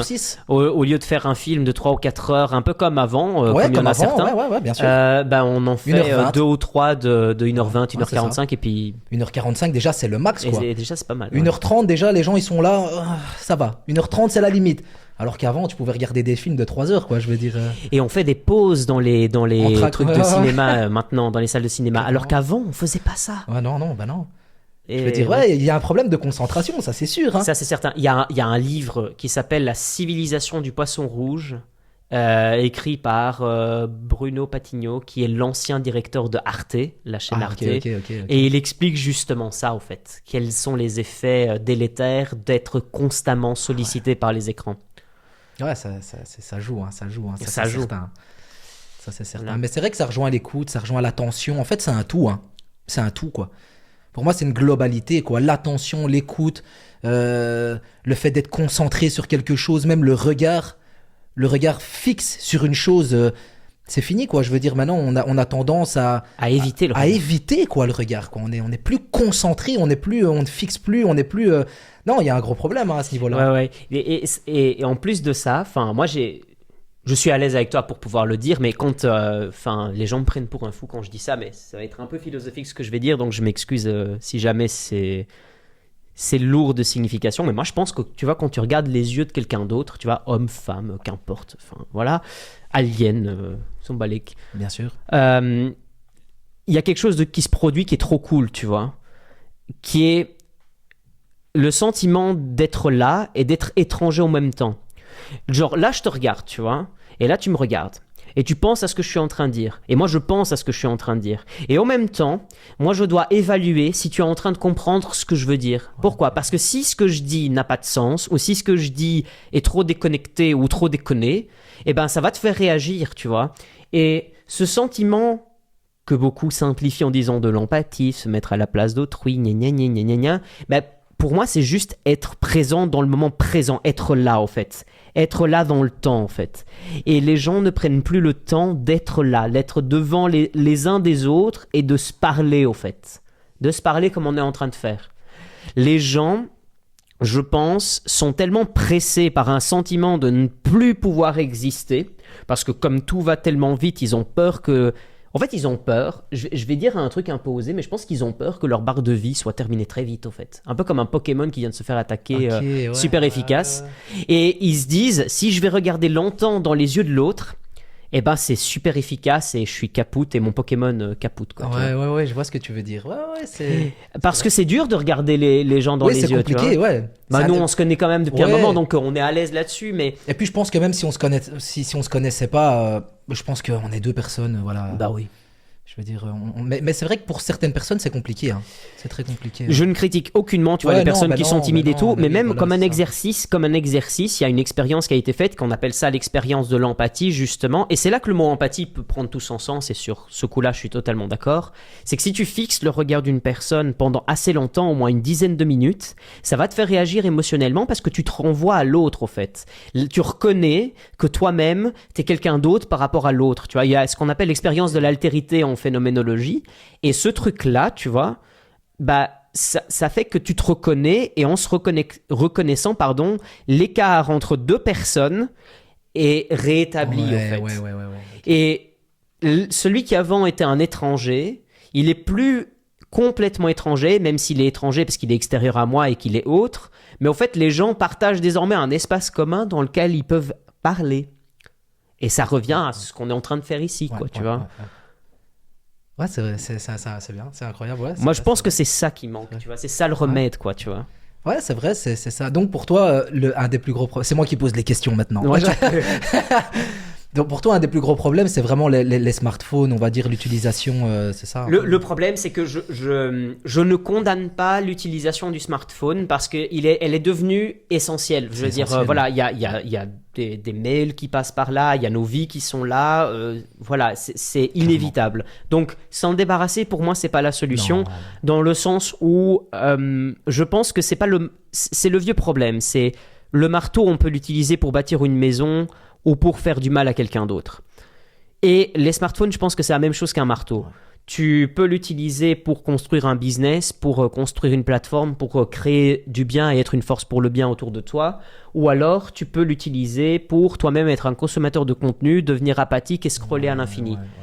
Et si tu scrolles à l'infini toute ta journée alors qu'il fait beau dehors, que tu peux aller courir, que tu peux aller faire des trucs, c'est des exemples, mais bon, qu'importe, alors que tu peux te faire un brunch, enfin, j'en sais rien. Ouais. Enfin, je pense qu'en fait, sachant que le monde se digitalise de plus en plus, je pense qu'il faut que nous aussi, par principe de compensation, on socialise de plus en plus. Okay. Parce que on doit maîtriser les deux. Parce que tu dois maîtriser les deux parce que le monde va se digitaliser de plus en plus. Ça, c'est normal, c'est une tendance et c'est inévitable. Et c'est ok, tu vois, on s'adaptera. Mais si sur le côté, tu n'as pas travaillé le côté social, la maîtrise des soft skills, la maîtrise de tout ce qui te rend humain et ce qui te rend toi, eh bien, je pense que on sera amené à avoir des gros problèmes vis-à-vis de comment le monde s'organisera. Parce que tu auras besoin toujours de personnes. Même si l'intelligence artificielle aide beaucoup, même si elle fait des choses absolument incroyables, et c'est tant mieux, je ne suis pas du tout contre, mais on aura toujours, constamment besoin de parler aux gens. Bien sûr. Et si les gens, déjà, ils ne se comprennent pas, ils ne se parlent plus, voilà quoi. Enfin, faut reprendre... Un équilibre en fait, comme on disait là tantôt. Toujours. Est une question d'équilibre au final. Et même juste parler aux gens, parler de tout et n'importe quoi. Bonjour, dire bonjour aux gens, ça ne coûte rien. Dire bonjour. C'est vrai. Ça veut pas dire qu'il faut presser les gens et leur dire bonjour. Ça veut juste dire que si deux personnes se croisent et qui sont à distance de se dire bonjour, oui bonjour. Même si t'as tes écouteurs, tu dis bonjour. Tu sais ce que tu vois, c'est ça. Voilà quoi. Ou une petite blague, hein, même je trouve que ça se perd. Tu vois, parler à des inconnus. Comme là tantôt, tu sais, je venais vers la place ici, la Grand Place. Je suis passé par la passerelle du lac. Tu vois, je vois très bien, ouais. Et il y a un jeune homme qui passe devant moi avec le survêtement du Real Madrid. Ah ouais. Moi, je suis pour Barcelone. Ah ouais. Tu vois. Je lui ai fait une petite... Je le connaissais pas. Je me suis arrêté. Je dis, ce soir, il y a match du Barça et tu oses porter un survêtement du Real. Et il a rigolé, tu vois. Ouais, bien sûr. Et tu vois, directement, ça a créé un lien. Il a pas mal pris, comme on disait là tantôt, des offenses et tout ça. Il a très bien pris, tu vois. Il a vu que j'étais d'humeur juste taquin, tu vois. Ouais, voilà. Et je lui ai fait cette petite blague. Et qui sait, peut-être que ça a égayé sa journée. Peut-être qu'il passait une mauvaise journée, là, que ça l'a fait rire. Ouais. On peut aider de cette manière-là. Tu vois ce que je veux dire ? Même par des micro-gestes, des micro-actions. Des micro-actions. En plus, ce qui est cool avec ce parfait inconnu, c'est que tu sais qu'il va regarder le match ce soir. Et ça va être cool, tu vois. C'est ça. Enfin, c'est ça. Et même si tu le connais nulle part, on partage quand même quelque chose au final. Et ça, c'est on est quand même liés. Tu vois, on est liés. Entendons-nous bien, hein. Il y a des gens qui sont hyper empathiques et qui vont hyper bien et tout. Nous, on était en train de soulever peut-être les problèmes qu'on détecte en général. Ouais. Mais ça ne veut pas dire que forcément tout le monde est dans le même panier. Enfin, voilà. C'est quand même important de le soulever. C'est quand même important. Parce que sinon, on a l'impression qu'on vit dans une société où il n'y a que des problèmes, alors qu'en réalité, ça va. Ok. Non, mais je te rejoins. Désolé, parfois j'ai tendance à un petit peu à parler au fait. Mais moi j'aime bien, comme on disait, savoir écouter, on n'écoute plus assez, donc moi ça me fait du bien aussi d'écouter ton point de vue et puis tes idées, ça me fait réfléchir, donc je suis toujours tout oui, hein, à écouter tes petites idées, donc c'est cool, t'inquiète. Nickel. Mais ok, donc on a soulevé des trucs super intéressants, donc rapide résumé, donc le problème de la haine, le problème des réseaux sociaux, le problème de la compréhension, le problème de parler, de se parler, de ne pas se parler. Est-ce que tu vois quelque chose d'autre à rajouter ou est-ce qu'on a fait le tour selon toi ? Je pense qu'on a fait un petit tour quand même des sujets principaux, on va dire. Oui.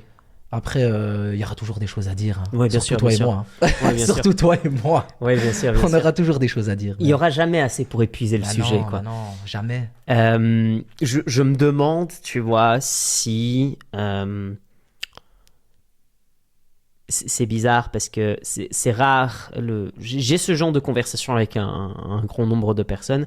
Du coup, ça est bizarre de l'avoir aussi avec toi comme ça dans cet entretien. Mais en même temps, c'est vrai que ça fait longtemps qu'on ne s'est plus vu. Qu'est-ce que tu vois, parce qu'on a parlé de ce qui ne va pas, mais qu'est-ce que tu vois qui est positif, justement, et qui malgré tout te donne espoir par rapport à la situation dont on vient de parler. Donc on a soulevé les problèmes ou des constats, ça peut être des problèmes ou pas, hein. Si ça se trouve il y a des gens qui vivent très bien avec ça malgré tout, mais qu'est-ce que toi tu vois, je dis pas les solutions, mais plutôt qu'est-ce qui te donne de l'espoir, qu'est-ce qui te permet d'être optimiste et comme tu dis continuer à avoir envie de porter ce bonheur en toi et finalement de l'amener un petit peu aux autres, de près ou de loin. En fait, là, t'as répondu à la question, en fait. C'est le fait de donner du bonheur aux gens, c'est simplement ça qui me donne envie de continuer et d'être une meilleure personne chaque jour. Faire plaisir à quelqu'un, voir le sourire d'un inconnu ou d'un proche, peu importe, ça a la même valeur pour moi. Okay. Rendre heureux un être humain, il n'y a rien de plus beau. Et je pense qu'il faut avoir cette ouverture d'esprit. Et aujourd'hui, il y a certes des côtés négatifs dans la société dans laquelle on vit, on en a soulevé quelques-uns. Oui. Après, il y a quand même des côtés qui sont extrêmement positifs, notamment le fait de pouvoir voyager, par exemple. Le simple fait de pouvoir voyager. Bon, je vais pas dire à notre guise parce qu'il faut quand même il faut des moyens pour voyager, c'est pas gratuit, on va pas se mentir. Mais c'est quand même plus abordable qu'il y a 50 ans. Je veux dire, là, par exemple, je reviens d'un voyage au Japon, où je suis resté environ 3 semaines environ. Et j'ai rencontré des gens incroyables. Et j'ai aussi acquis une ouverture d'esprit de par mes voyages qui m'a donné envie, en fait, de transmettre toutes ces choses que j'ai appris durant ces fameux voyages. J'ai appris énormément de choses sur moi-même, mais aussi sur tout ce qui m'entoure. Et on a beaucoup de choses à partager, à offrir. Et ça, je trouve que c'est beau dans la société dans laquelle on vit. On a cette chance de pouvoir s'informer. Parce que même si on n'a pas les moyens de voyager, on a quand même notre téléphone aussi. Et ça peut aussi nous permettre de nous cultiver, d'apprendre des choses, de lire des livres gratuitement.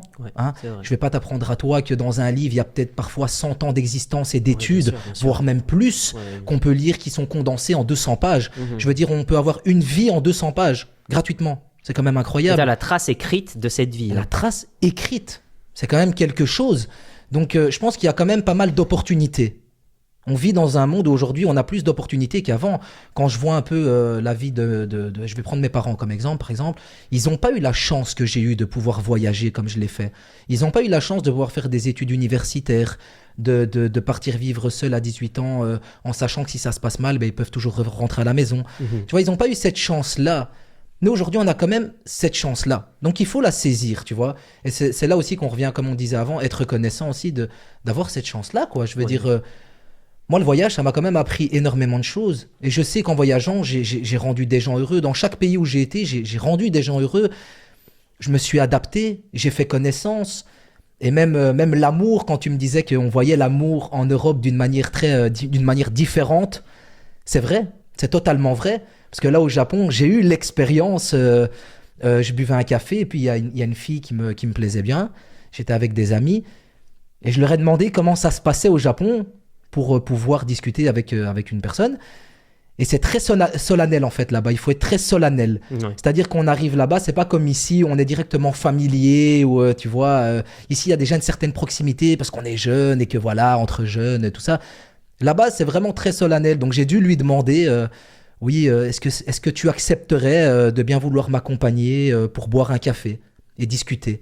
Tu vois, c'est toutes ces choses-là qui te font grandir, qui te font comprendre qu'en fait, ici, on n'est pas le centre du monde, en fait. Oui.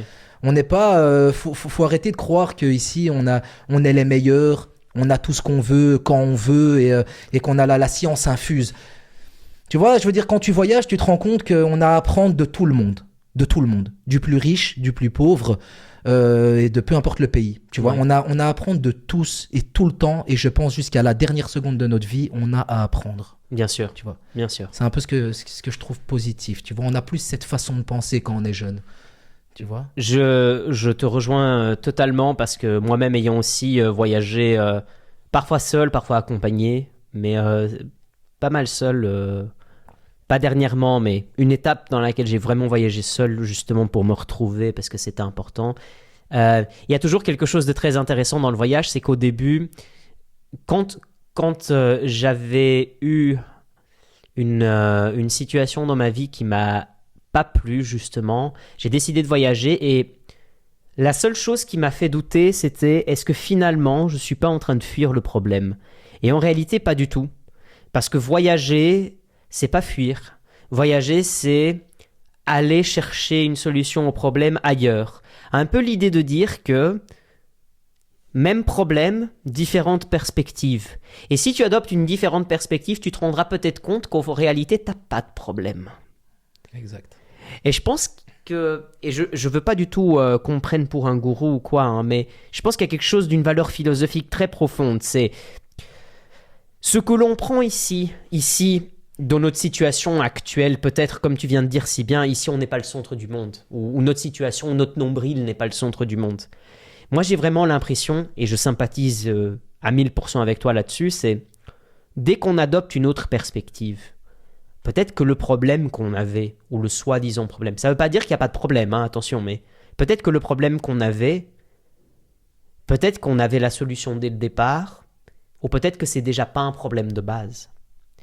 Et le simple fait de se déplacer dans l'espace et dans le temps, ça nous permet tellement de nous changer notre configuration interne à tel point que je pense qu'on peut vraiment donner du sens à notre vie très vite. Et que ce que l'on prend très vite comme étant un problème n'en est pas un.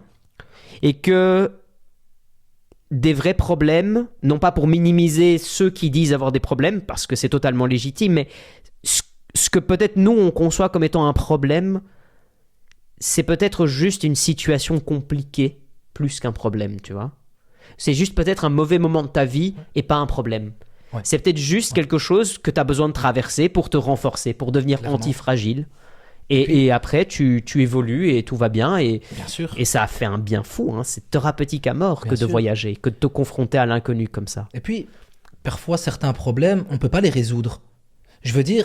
Par là, je veux dire qu'il y a des événements qui vont surgir dans ta vie. Malheureusement, tu ne peux pas guérir à 100% de ces problèmes-là, et c'est pas des problèmes qui vont se résoudre. C'est des problèmes qui peuvent s'atténuer avec le temps, qui peuvent pas disparaître pour certains à 100%, mais qui peuvent s'atténuer tout doucement. Mais ce problème, tu l'auras toujours en toi. Oui, bien sûr. Je pense notamment à des décès ou je ne sais pas qui t'ont marqué, voilà. Oui, voilà. Tu ne vas pas pouvoir l'effacer à 100%. En tout cas, je parle de mon expérience à moi personnelle. Je pense que tu vois plus ou moins de quoi je veux parler. Oui, bien sûr, bien sûr. J'ai eu, je le dis pour les gens qui nous écoutent aussi, comme ça ils sont quand même au courant aussi. Moi, j'ai perdu donc mon ex qui est décédé, c'était en 2018, maintenant ça remonte. Hein. Pourtant, c'est comme si c'était toujours hier. Je veux dire, la douleur est la même. Hein. La douleur, c'est la même. Hein. Mais pourtant, j'avance. Et puis voilà, je me dis que même si je ne pourrais plus jamais être heureux comme j'aurais pu l'être si cet événement n'aurait pas eu lieu, je peux quand même toujours être heureux. Bah oui. Peut-être pas à 100%, mais je peux quand même toujours l'être. Alors, je préfère être heureux que d'être malheureux, forcément, comme tout le monde, tu me diras. Enfin, je veux dire, ça me paraît logique. Oui. Et c'est pour ça aussi que je suis parti en quête de reconstruction, si je puis dire, comme ça, en voyage. Et puis là, c'est pas fini, quoi. Je veux dire, là, maintenant, en été, j'ai pour projet de partir au Canada pendant 1 an minimum. Donc, j'ai fait mon visa, etc. Et là, je vais prendre le grand départ en été ici, juste pour essayer. Mais je me dis, j'ai rien à perdre, tu vois. J'ai envie de partir, j'ai envie de voir des gens, j'ai envie de rencontrer, j'ai envie d'apprendre, en fait, simplement. J'ai envie d'apprendre. Pas de regrets, quoi. Non, jamais. Plutôt des remords que des regrets. Je préfère. Et puis, je trouve que aussi, tu sais, l'être humain, parfois, on a tendance à croire qu'on est vraiment sédentaire. Moi, j'ai cette fâcheuse tendance à penser qu'on n'est pas aussi sédentaire qu'on le pense. Et qu'on a du mal à tenir en place, justement. On a du mal à tenir en place. Et qu'on est plus nomade que sédentaire. Parce que un vrai, pour moi, hein, c'est que mon opinion, hein, bien sûr, hein, mais un vrai sédentaire, c'est une personne qui se contente de ce qu'il a, qui reste dans son environnement, qui ne va pas chercher non plus loin. Et l'être humain, l'homme, il a tellement... je veux dire... Chasseur-cueilleur. Il est chasseur-cueilleur déjà. Et il est en quête de rêve. Mais déjà, le fait que, tu vois, nos ancêtres d'il y a bien longtemps, les macaques, quoi. Mais eux, déjà, quand ils chassaient et tout, et qu'ils dansaient comme ça, tu vois, ça veut dire que... Ils étaient déjà en mouvement, tu vois. Enfin, le mouvement crée le mouvement et tout. Mais je suis... Sinon, on ne voyagerait pas, Sinon, tu me dis, le Japon, je m'en fous, je suis bien ici en Belgique. Je suis d'accord avec l'idée de ne pas tenir en place, mais je sympathise aussi avec l'idée d'avoir un petit QG où tu peux te poser, où à partir de là, tu peux partir là où tu veux. Un pied à terre, on va dire. Un petit pied à terre. Un peu que ça. Un peu ça. À partir de là, tu peux voyager. Au moins, tu sais que c'est ton petit chez toi, ça te fait pas chier, tu vois, t'es tranquille et tout. Et le construire ailleurs, par exemple. Ben, tu peux le construire ailleurs, mais alors tu dois avoir un plan. Parce que tu peux pas le construire sur un coup de tête, je pense. À l'heure actuelle, tu vois, le monde est trop complexe et tout. C'est complexe. Et vivre complètement en autarcie, loin de tout le monde, juste avec des ressources naturelles et tout, faut être très sûr de son coup. Et enfin, voilà. C'est compliqué. C'est très compliqué, tu vois. Donc voilà. Donc on a dit, malgré tout, tu es optimiste. Et ça, c'est chouette. Ouais. Qu'est-ce qui, selon toi, outre que l'optimisme, quelle serait pour toi la deuxième dimension qui pourrait manquer? Donc, tu as parlé d'optimisme et de mouvement, de faire des choses vivantes. Qu'est-ce que tu pourrais rajouter à ça? Je vais dire la positivité / l'amour. Ouais. Positivité Retrouver / l'amour. amour. Amour de soi, amour des autres. Amour de soi, amour des autres. Clairement, les deux. L'un ne va pas sans l'autre. Okay. Je pense que si tu ne t'aimes pas toi-même, tu ne peux pas aimer les autres. Et si tu n'aimes pas les autres, tu ne peux pas t'aimer toi-même. Pour toi, c'est un cercle. C'est un cercle, bien sûr. Il faut les deux, c'est impératif. L'un ne va pas sans l'autre, c'est impératif. Ok. Pour trouver le bonheur absolu. Voilà, il faut un peu des deux. C'est-à-dire que moi, il fut un temps, voilà, je m'aimais pas. Mais je voulais aimer les autres. Mais j'y arrivais pas. J'arrivais pas à aimer les gens. J'arrivais pas à aimer mon prochain parce que je m'aimais pas moi-même. Ouais. Donc voilà, j'ai décidé de changer déjà moi-même avant de vouloir prétendre, avoir la prétention, parce que pour moi c'est quand même une prétention, vouloir aimer les gens et à la limite à mon échelle changer le monde, si je peux dire ça comme ça. C'est prétentieux si je m'aime pas moi-même et que je fais pas les efforts qu'il faut pour m'aimer. Donc j'ai décidé de changer complètement mon mindset. J'ai changé ma façon de penser. Et pas que ça, parce que voilà, toi tu m'as aussi connu, comme on disait, il y a un petit temps et tout. Ouais. Et j'ai aussi établi une transformation physique. Ouais, c'est génial. J'ai perdu là 22 kilos, environ 22 kilos en... Très fier de toi. Hein. Merci, ça me touche, hein, je te l'ai déjà dit, Ouais, ça me fait très plaisir. 22 kilos en l'espace d'environ 5 mois, quelque chose comme ça. Et j'ai appris à m'aimer, en fait, simplement. Et je me rends compte qu'en fait, une fois que tu t'aimes, le reste, ça suit. Ça suit. Parce que tu te lèves déjà d'un bon pied. Tu te lèves de bonne humeur. Tu te regardes, t'es heureux de te regarder. Alors comment je pourrais pas être heureux de regarder, te regarder par exemple, ou regarder un autre ami, ou même un étranger, tu vois, une personne inconnue. Je veux dire, à partir de ce moment-là, tu peux commencer seulement à prétendre vouloir changer les choses. Ouais. Mais ça, c'est la base. Tant que les fondements, selon toi, ils sont pas structuraux, ils sont pas implantés, tu peux pas mettre la charrue avant les bœufs, quoi. Il faut pas aller trop vite. Faut pas prétendre vouloir beaucoup de choses. Si tu ne sais pas déjà... C'est intéressant ce que tu dis. Il faut pas aller trop vite, mais c'est dur d'entendre ça. Enfin, moi, il n'y a pas de souci. Parfois, je tombe aussi dans ce piège, mais dans une génération ou dans un monde dans lequel tout va à la vitesse de la lumière, parce qu'Internet, c'est le plus vite, la vitesse de la lumière, c'est la limite de la vitesse elle-même, point de vue philosophique. Donc, on ne peut pas aller trop vite, ou on ne devrait pas aller trop vite, mais pourtant, tout va très vite autour de nous. Ouais. Et on a toujours l'impression d'être en retard. Même quand t'as rien à faire, t'es en retard. Même quand t'as rien à faire, t'es en retard. T'es en train de fear of missing out. T'es en train de rater un Reels, une vidéo, un pote. T'es pas à une certaine soirée. T'as pas bu certaines bières. C'est ça. Mon Dieu. T'es toujours en retard aujourd'hui, malheureusement. Et ça crée de l'oppression, ça crée... C'est le lapin dans Alice au Pays des Merveilles. Ouais, c'est ça, clairement. Mais ouais. En retard, toujours en retard. Ouais. Toujours en retard, alors qu'au final, il va où, ce lapin, tu vois. C'est ça. Qu'est-ce qu'il a de prévu au final? Je ne sais même pas. C'est marrant parce que tu viens de dire, c'est trop beau ce que tu viens de dire, parce que tu dis il va où le lapin, mais le temps, il continuera à passer, tu vois. Toujours. Mais il faut vivre avec. Tout n'est qu'une question de cycle. Il faut vivre avec le temps. Il ne faut pas avoir peur du temps. Tout comme il ne faut pas avoir peur de la mort. Bien sûr. Pourquoi aurais-je peur de la mort, tu vois? Pourquoi? Je suis né, j'ai signé un contrat. Tu vois ce que je veux dire? C'est comme ça. À partir de ton premier souffle, tu signes un contrat. C'est comme ça. Un contrat avec la mort. Et tu n'as pas le choix de le signer, malheureusement. Non. Mais même si j'avais eu le choix, je l'aurais quand même signé, tu vois. Parce que ça m'intéresse pas de... C'est très profond et très philosophique ce que tu dis, parce que je pense qu'il y a aussi cette chose en mode... comme il y a tellement de contenu tout le temps, on est peut-être conditionné, tu vois, à vouloir gober ce contenu. Et ça enclenche le problème du retard, tu vois, le problème de il va où ce lapin, tu vois, et le lapin c'est nous et on est tout le temps en retard et tout sur quelque chose qu'on manque ou qu'on a l'impression de manquer parce qu'en réalité on s'en fout fondamentalement. Et à la fin, Et je suis désolé de rendre ça un peu philosophique et un peu développement personnel, un peu entre les deux, mais à la fin, la seule chose que tu vas manquer, c'est ta vie. Clairement. Clairement. À la fin, la seule chose que tu vas manquer, c'est ta vie, parce que en partant à la recherche du temps perdu, Marcel Proust, en partant à la recherche du temps perdu, tu finis par te perdre toi-même, et en te perdant toi-même, t'as perdu ta vie, quoi. Clairement. Un peu à vivre dans le passé, même. Vivre dans le passé, ça te fait... Combien de gens vivent dans le passé? J'ai vécu dans le passé pendant très longtemps. Hein. Et ça m'a fait perdre beaucoup de temps dans ma vie. Pareil. Ça m'a handicapé, quand même, on va pas se mentir.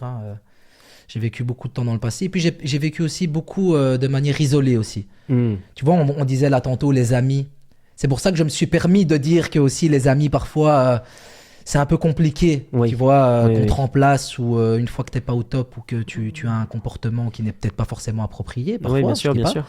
Mais voilà, c'est pas pour une erreur qu'on doit aussi parfois payer le prix cash. C'est ça. Et aujourd'hui, on te pardonne pas. Aujourd'hui, c'est compliqué le pardon. Les gens ne te pardonnent pas forcément. Fais une erreur, on s'en souvient.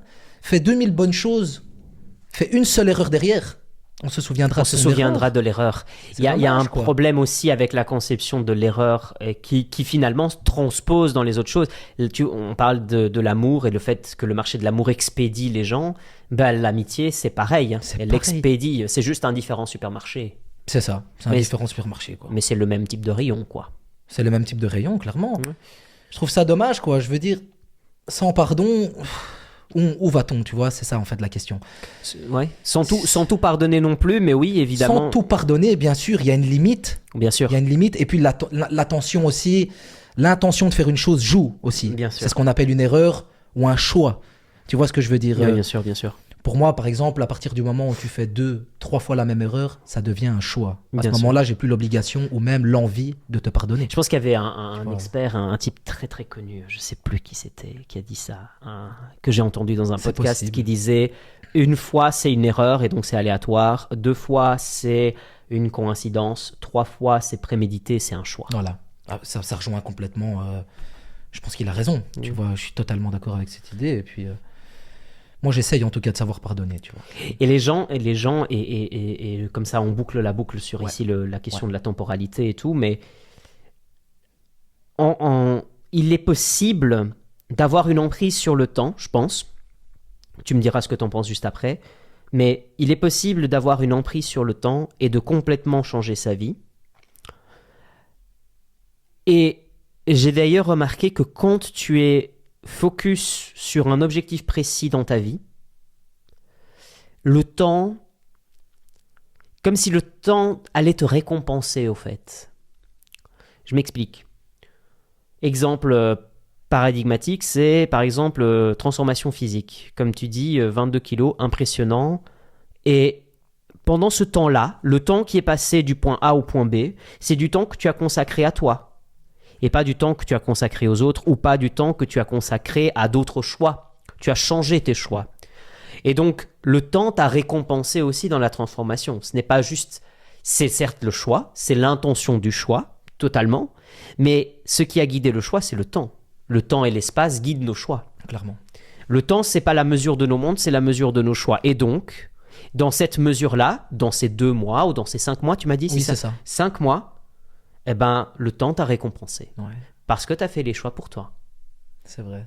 Et c'est pas que toi qui as changé, c'est le temps qui a bien voulu que tu changes. C'est vrai. C'est vrai, c'est pas mal, j'aime beaucoup, ouais, c'est vrai, j'aime beaucoup. Je sais pas, est-ce que toi tu me penses? Ouais, j'aime beaucoup l'idée, Comme si le temps allait te récompenser de lui avoir accordé du temps. Ouais, c'est ça en fait. Pense au temps comme étant plusieurs boucles. Et toi, t'es rentré dans la boucle pour toi. Clairement, ouais. T'as la boucle sociale, un peu comme dans un RPG, tu vois, t'as la boucle sociale, t'as la boucle fête, t'as la boucle... Ouais, okay. Et là, t'étais dans la focus pour toi et dans la boucle, transformation. Et c'était de la tienne, c'était le tunnel en ce moment-là. Et du coup, qu'est-ce qu'il faudrait pour laisser cette chance au temps? Faut quoi? Un peu de patience? C'est la patience alors qui rentre en compte à ce moment-là? Pour laisser cette chance au temps, il faut quelque chose, tu vois? Il faut, selon moi, pour que le temps t'attribue du temps, voilà. Il faut que tu inverses ton rapport entre activité et passivité. C'est-à-dire que tu le temps continuera à passer sans toi. Le temps, il peut très bien se foutre de toi. Le temps est le plus grand juge de toute chose. Donc le temps, il peut très bien continuer sans toi, il s'en bat les couilles. Donc si il peut très bien passer sans toi, ça veut dire qu'aux yeux du temps, tu n'es pas si important que ça. Mais si tu décides de te rendre important, le temps t'accordera de la valeur.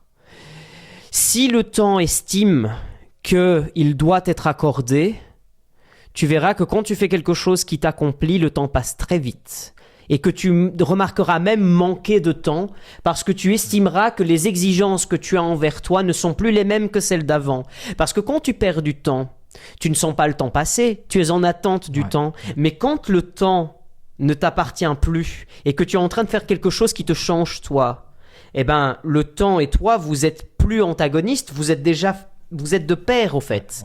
Vous êtes plus confrontés. Et là, oui, tu vas certes passer avec le temps, mais le temps, il s'en foutra pas tellement de toi parce qu'au fait, tu commenceras à l'intégrer, quoi. Je pense que quand tu intègres le temps pleinement, c'est un philosophe qui parle ici, donc voilà, ça vaut ce que ça vaut.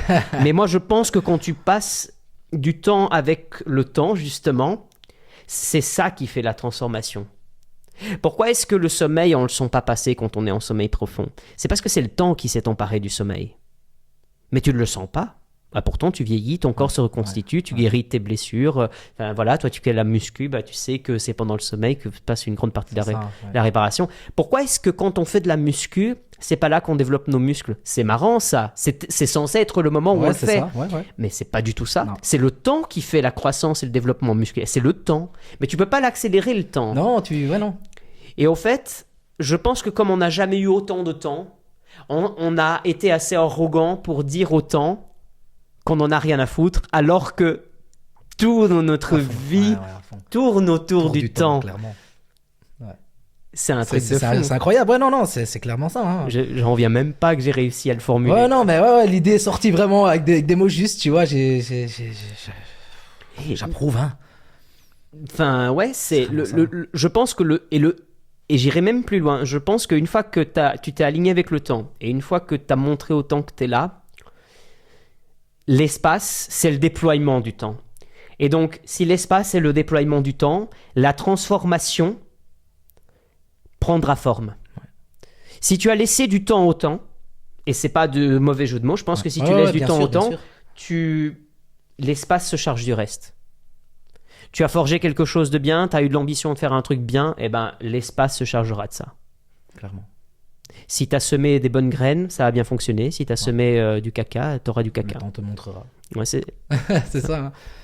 Le temps est juge de toute chose. Hein. C'est une expression latine très très ancienne. Attends, j'essaie de la retrouver dans ma tête. C'est tempus es optimus iudex rerum omnium. Ouais, le temps est le plus grand juge de toute chose. Et en fin de compte, c'est le temps. Le temps rendra justice à ceux à qui il le doit. Le temps se chargera de faire vieillir le monde et de faire vieillir tout le monde. Et il traverse tout.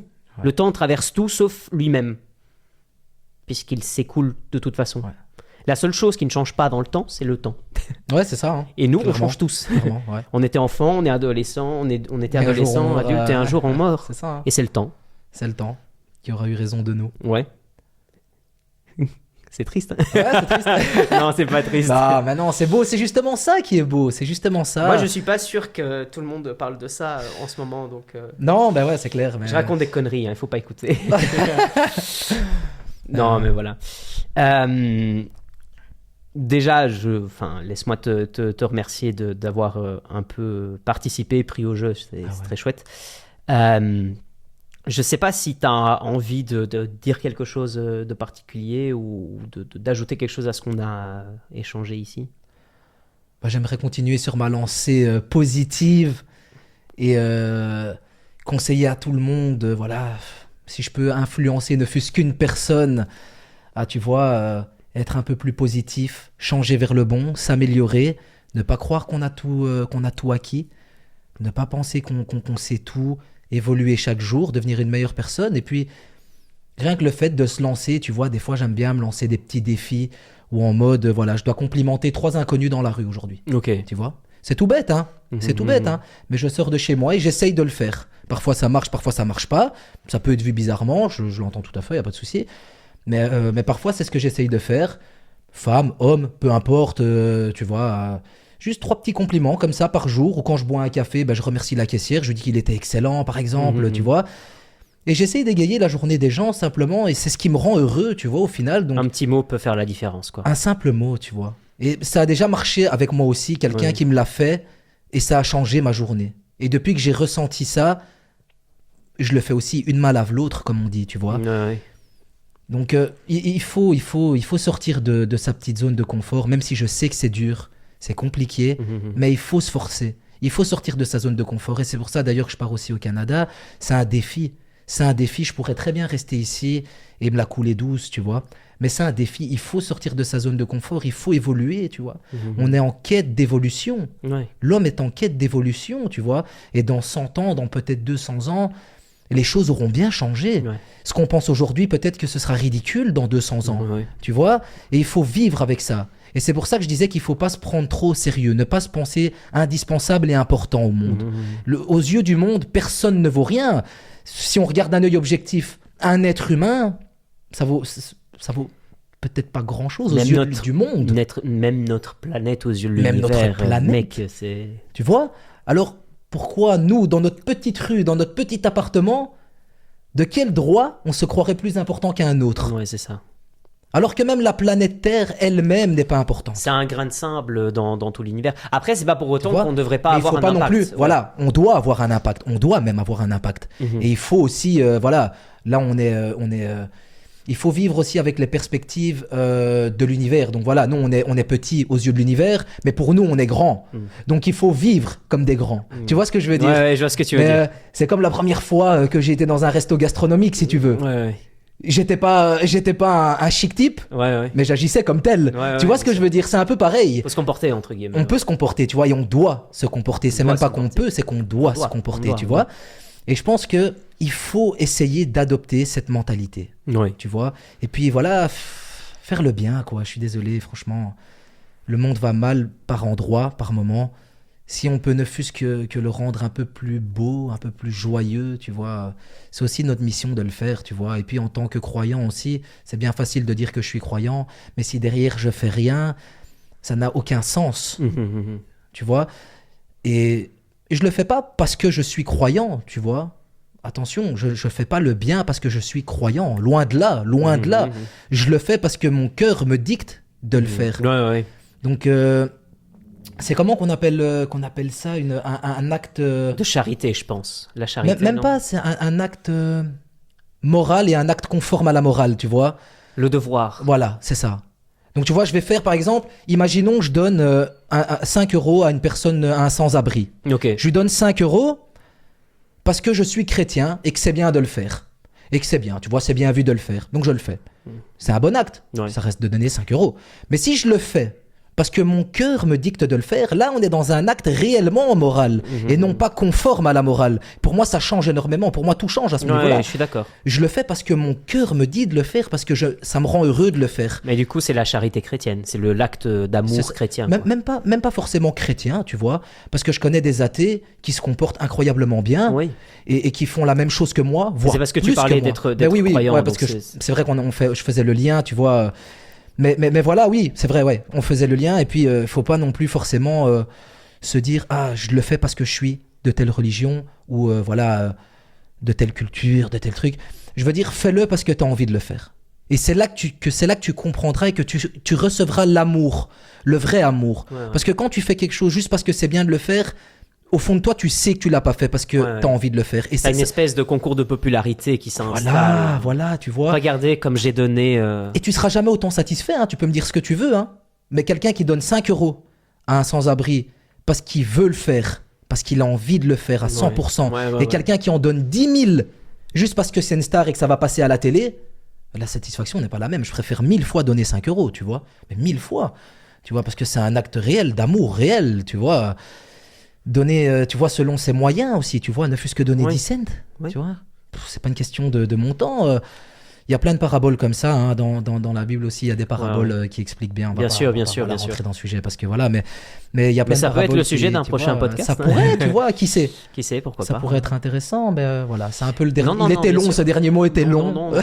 C'est pas encore le dernier mot, mais Ah, voilà, ok, mais c'est, de là. c'est parce que déjà de un, c'est toi l'invité, Bah oui. donc Ouais, c'est ouais. normal que tu aies la parole. Non, moi ce que j'allais te demander, au fait, et t'as fini ou Oui, tu oui, là, rajoutes c'est quelque chose? vraiment. La balle est dans ton camp, et donc en gros, la fin, enfin c'est pas la fin, mais on s'approche de la fin, c'est deux choses, enfin c'est trois choses normalement.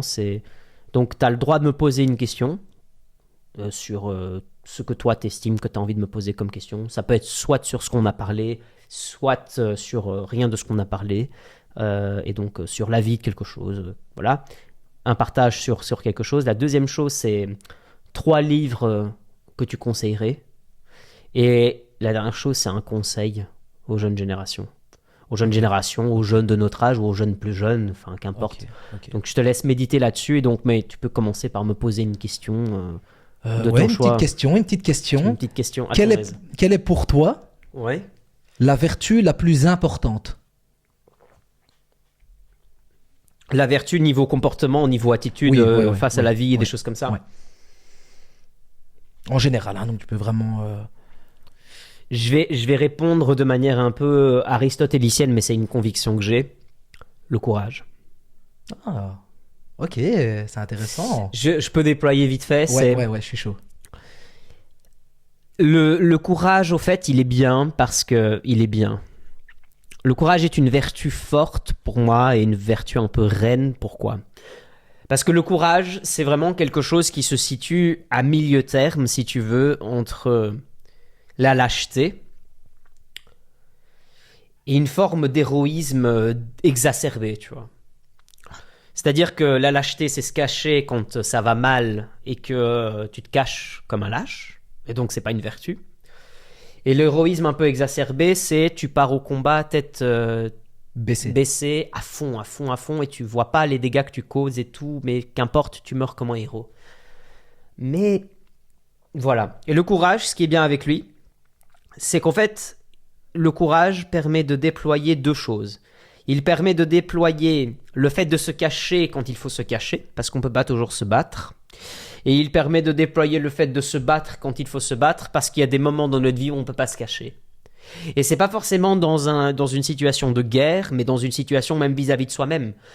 Même si on n'a pas de compte à rendre aux autres directement, au-delà des relations humaines que l'on a, on a quand même des comptes à se rendre à soi-même, ou à ses parents, ou autres. Et le courage, il s'applique aussi en dehors du champ de bataille, tu vois. Et le fait de se confronter à soi-même, parfois, je pense, te permet justement de causer ce mouvement d'évolution dont on a tellement parlé avec le temps, etc., etc. Avoir le courage de changer, c'est hyper difficile, tu vois. C'est hyper difficile. Il faut un choc, il faut un mouvement, il faut... En fait, il faut avoir le courage de se lever quand on n'a pas envie de se lever. De la même manière qu'il faut avoir le courage d'affronter ses ennemis internes, sans pas forcément parler de démons, parce que je pense pas que ce soit vraiment ça, mais il faut avoir le courage, au fait, d'affronter ce que l'on n'a pas envie d'affronter. Et le courage, c'est ça, c'est que même si on ne gagne pas toujours, on a au moins essayé. Et si tu essayes du mieux que tu peux, le mieux que tu peux est déjà assez. Parce que, au contraire, la lâcheté, c'est de ne jamais avoir eu le courage de faire quoi que ce soit. Et l'héroïsme, c'est avoir eu trop de courage et trop de bonnes intentions pour à la fin pas trop de résultats. Et t'auras fini par causer plus de dégâts que faire du bien autour de toi. Et je pense qu'il y a des gens qui parfois ont beaucoup de courage, voire même un héroïsme.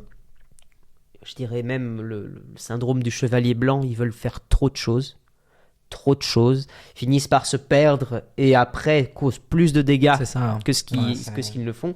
Et puis il y a des lâches qui se cachent derrière beaucoup de choses, beaucoup de circonstances, beaucoup de choses, et qui au fait pourraient très bien gagner du courage et s'affronter eux-mêmes au fait. Parce qu'à la fin de la journée, c'est avec soi-même qu'on va dodo, c'est pas avec les autres. Et si tu as ce courage en toi, et ben en fait tu peux devenir qui tu veux, quoi. Et le courage n'est pas quelque chose qui peut à être de trop ou pas assez, justement. Il est bien au milieu, en fait. C'est le bon dosage. C'est comme le sel et le poivre. Si tu sels trop les aliments, ils n'ont pas de goût. Si tu les poivres trop, ils n'ont pas de goût. Mais si tu les poivres pas assez, ben ils n'ont pas assez de goût, ils sont pas assez savoureux. Ben, c'est la même chose avec le courage. Tu vois. Ok. Voilà. Intéressant. Ok. J'aime beaucoup. Je sais pas si J'aime beaucoup. voilà. Pour moi, le courage, c'est quelque chose d'intéressant. Par exemple, exemple pratique. J'ai du temps. Je veux faire quelque chose. Je sens que j'ai envie de faire quelque chose. Qu'est-ce que je fais? Ben voilà, avoir le courage de se poser cette question, le mettre par écrit, se dire comment on va se donner les moyens de le faire, même si c'est artisanal au début et que c'est pas parfait, c'est pas grave, il faut le faire. Et on a un devoir envers soi-même moral de se dépasser. Et si tu le fais, t'as eu du courage. Alors ça veut pas dire qu'il est là forcément tous les jours quand tu veux ou quoi, non, mais un petit pas chaque jour te mènera beaucoup plus loin que la personne qui aime juste marcher pour la destination, tu vois. La personne qui aime marcher marchera toujours plus loin que celle qui aime la destination. Bien sûr. Et je pense que beaucoup de stress et beaucoup de mal-être aussi qui entourent nos jeunes, mais aussi la société en général, c'est parce qu'elle est stressée, parce qu'elle a des choix à faire. Et si tes choix sont très écrasants, on va dire, eh bien, ça veut dire que tu dois prendre des décisions sur des choses importantes pour toi. Le stress ne vient pas de nulle part. Il vient de la société, oui, mais il vient aussi de toi. Il vient de toi. C'est pas seulement la société du bruit, même si ça nous fait beaucoup de mal et tout, mais voilà, mais il vient aussi de toi. Tu dois prendre des décisions importantes qui impliquent que tu ne peux plus rester au même endroit. Et la seule chose qui te fera changer, c'est de te mettre en mouvement. Et d'avoir le courage de te mettre en mouvement. T'as pas de courage de te mettre en mouvement, tu ne changeras pas. Non. Il faut avoir du courage et c'est très difficile. Et donc je comprends pourquoi parfois il y a des gens qui ont beaucoup de mal. Et je ne les juge pas, je ne les jugerai jamais. Chacun sait ce qui est bon pour lui. Je suis quelqu'un qui vit et qui laisse vivre. Mais voilà, le courage. Le courage. Il ne faut pas avoir peur et il faut avoir du courage. Il faut avoir le courage de ne pas avoir peur. Et ça, je pense que c'est quelque chose d'important. Clairement. Moi, je te rejoins là-dessus. Honnêtement, je suis d'accord. 100%. Je te rejoins. Je sais pas si tu as envie de rajouter quelque chose. Non, j'ai trouvé, c'est très complet. C'est vrai que c'est le courage, c'est important. En fait, sans courage, comme tu dis, tu n'avances pas. Ou alors tu avances, mais pour moi, tu n'atteindras jamais ton objectif ou la destination que tu avais en tête si tu n'as pas ce fameux courage au quotidien, ou même si, voilà, comme on le disait, parfois il y en a un peu moins, bien sûr. Mais de manière générale, au quotidien, à tes côtés, sans courage, tu n'avanceras jamais aussi loin que quelqu'un qui a du courage et qui a aussi de l'autodiscipline, même si voilà, ça c'est encore différent, mais c'est vrai que sans courage, on va pas bien loin. Et il y a aussi cette idée, c'est que le courage, c'est aussi quand tu n'as plus envie d'avancer. C'est pas tellement de la discipline, mais c'est le fait de, quand tu n'arrives plus à avancer, dis-toi que quand tu n'as plus envie d'avancer, c'est là où la plupart des gens s'arrêtent. Et c'est là que toi, tu peux avoir un impact. Et est-ce que tu penses que le courage a un lien direct avec l'espoir? Parce que de la manière dont tu me parles du courage, j'ai aussi l'impression que ça rejoint un peu l'espoir, quoi, d'une certaine manière. Là, quand tu me dis, quand tout le monde s'arrête, tu as besoin de ce courage, mais est-ce que ce courage ne serait pas lié à l'espoir et de se dire, j'ai du courage parce qu'au final, j'ai de l'espoir. Et sans cet espoir, de me dire, je vais y arriver. Peut-être que ce courage, il disparaît en fait. Est-ce que le courage sans espoir, c'est possible? C'est ça ma question. C'est une bonne question. Moi, je pense pas que ce soit possible, mais je vois alors je vais formuler ça un peu philosophiquement. Je pense que le courage est la condition de l'espoir. Tu ne peux pas penser l'espoir sans penser le courage. Tu peux pas toi-même être espoir si toi-même tu n'as pas été courageux, pardon. Si tu fais preuve de courage, tu portes en toi un espoir parce que l'espoir vient d'office d'un acte courageux. C'est d'ailleurs ce qui distingue le courage de l'héroïsme, parce que le héros, il a trop fait. Le héros, c'est pas comme il est prototypé dans certains types de bandes dessinées. Pas tous, hein. Il y a des personnages assez complexes d'ailleurs dans les bandes dessinées, mais le héros, c'est pas seulement celui qui donne sa vie pour protéger les autres ou pour protéger les plus faibles, c'est aussi celui qui se bat pour la dignité des plus faibles. Il n'a pas spécialement... C'est pas juste pour les protéger, au fait. C'est pour être un symbole d'espoir, tu vois. Mais le problème, c'est que s'il meurt, il va mourir en héros, mais on se souvient de quoi de lui? Il est mort en héros, ok. Et il était courageux? Regardez, il est mort. Oui, mais le courage, c'est pas censé t'amener à la mort, tu vois. Donc, oui, je te rejoins quand tu dis que ça peut être porteur d'espoir. Je vois ça davantage comme quelqu'un qui porte de l'espoir plutôt que le héros, quoi. Ouais. Donc, si je devais le dire vraiment dans une formule simple, c'est le courage est une condition à l'espoir. Ok, Voilà. ok, intéressant. Ben voilà. Et je suis d'accord, hein. Je précise quand même. Je suis d'accord avec ça. J'allais te demander 3 livres ici pour les moi, gens qui nous écoutent. Ça peut être n'importe quoi. Je lis principalement des trucs fantasy, comme je te disais là tantôt, hein, Harry Go. Potter, Ok. notamment, j'ai bien aimé. Ouais. Je trouve que c'est des livres super chouettes. Tu conseilles Ouais, pour ceux franchement, qui découvrent je l'univers. conseille, hein, ouais, franchement, ouais. je conseille à mort. Je trouve que c'est incroyable. L'univers est vraiment bien ficelé, les détails et tout, c'est juste super. Je vais rejoindre le livre d'une amie de longue date. Je pense que tu verras de qui je vais parler. Ouais. Je vais dire Le Petit Prince. Ah, oui. Juste en mémoire à mon ami à Mona, hein, on peut dire son nom. Hein, Oui, bien sûr. juste en mémoire à Mona, qui me l'avait prêté. Et là, je l'ai lu, donc merci à elle. Antoine Merci à de elle Saint-Exupéry, ouais. Ouais. Merci à elle de m'avoir prêté ce livre-là. Et puis, on va changer de registre, mais qui est intéressant. Bon, ne me prenez pas pour un manipulateur, mais l'art de la manipulation, j'ai trouvé ça intéressant. Ok. J'ai trouvé ça intéressant. Qui va de pair avec... c'est quoi, les 48 lois du pouvoir, c'est ça les De Robert Greene, ouais. Ouais, c'est ça. Hein. J'ai trouvé ça aussi, tu vois, ces 2 livres pour moi qui sont un peu complémentaires. J'ai bien aimé l'idée. De Robert Greene aussi. Oui, c'est ça. Ok. Robert Je Greene. pense, hein, si je dis pas de bêtises, c'est lui aussi. Hein. Ouais, je pense. Il faudrait que je vérifie, mais il me Faudrait semble vérifier. que c'est lui, ouais. Mais super, aussi, Ok. franchement, c'est intéressant. C'est un autre registre, certes. J'ai voulu donner 3 livres un peu, tu vois, Et tu as totalement le droit. Hein. de registres Et différents. c'est génial, ouais. Et non, c'est quand même intéressant et ça a appris pas mal de choses aussi. Ok. Le truc aussi est pas mal aussi, le Loup de Wall Street. Ah oui. C'est aussi intéressant. Honnêtement, c'est pas mal intéressant. On apprend pas mal de choses. Après, des livres, comme on disait là tantôt, il y en a tellement. Il est intéressant. C'est ce qu'on se disait dans un ouvrage de... Allez, prenons 300 pages, par exemple. Un ouvrage de 300 pages. Il y a une vie, quoi, je veux dire, qui est écrit dans un livre de 300 pages qui va te prendre, allez, on va dire une semaine à lire. On va dire, tout dépend de la vitesse de lecture. Bien sûr. Pas rentrer dans les détails. Mais c'est bien de lire. Ouais, c'est très bien, c'est très très bien, parce que en une semaine, tu apprends une vie. Alors imagine en 10 ans et en 50 ans, si tu lis de manière régulière, tu vois. Bien sûr. Combien de vies tu as pas dans la tête? Enfin, je veux dire, tu peux pas me dire que ça ne te donnera pas un avantage. Tu vois, c'est un avantage et pour moi un avantage conséquent. Et il y a quelque chose de cool qui se passe aussi quand tu lis, c'est que tu es vraiment en contact avec une personne que tu ne connais pas directement, mais tu apprends à la connaître à travers le bouquin, ouais. quoi. Et de la façon dont elle écrit, tu te rends compte que c'est une personne, tu vois, c'est quelqu'un qui a laissé son empreinte, qui a laissé sa manière de penser, sa manière de s'exprimer aussi. Et toi, tu ressens, comme tu dis, tu apprends à connaître cette personne, en fait, de par son écriture. Il y en a qui écrivent de manière plus poétique, d'autres de manière un peu plus, tu vois, traditionnelle, je ne sais pas. Et tu te rends compte, en fait, tu te dis... Tu apprends la personnalité, tu découvres l'auteur de par des écrits. Je trouve ça incroyable. C'est génial. Je trouve ça incroyable, tu vois. Ou alors, il y a quelques BD qui sont sympas aussi. Là, j'ai acheté les 3 tomes de la BD de Jacques Brel qui était sorti récemment. Ok. Là.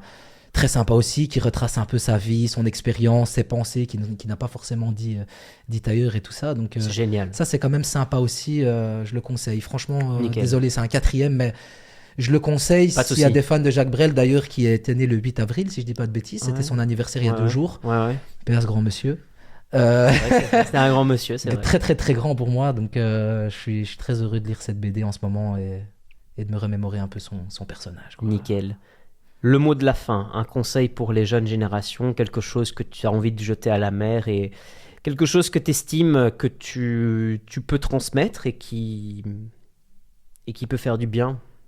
Honnêtement, ça va être simple, mais c'est quand même assez important pour moi. Juste ne baissez pas les bras, tu vois. Faut jamais baisser les bras. Et il peut se passer des choses dans la vie qui peuvent parfois nous impacter, physiquement, mentalement. Mais dans tous les cas, c'est ce qu'on disait, l'espoir entraîne le courage. Et puis, il faut toujours garder cette notion d'espoir, ne jamais se dire que c'est fini, ne jamais se dire que c'est trop tard.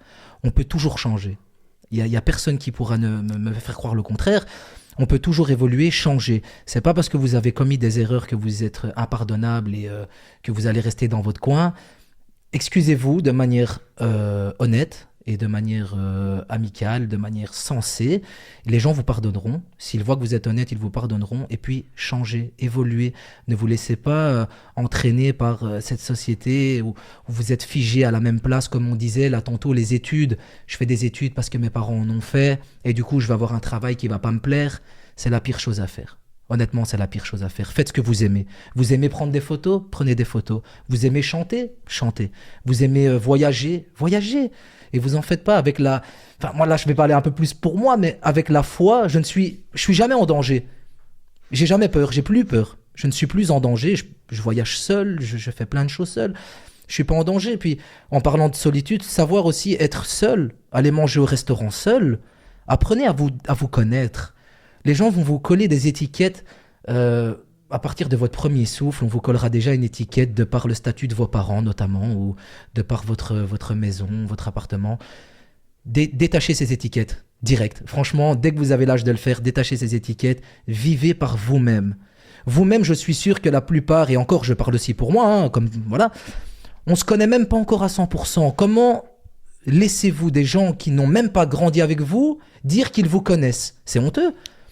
On ne se connaît même pas soi-même. Comment mon voisin peut me connaître, ou mon ami, ou je ne sais qui, tu vois.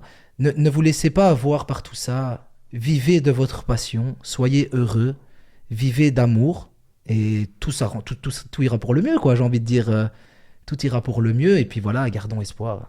Et encore une fois, merci aussi à André. Hein.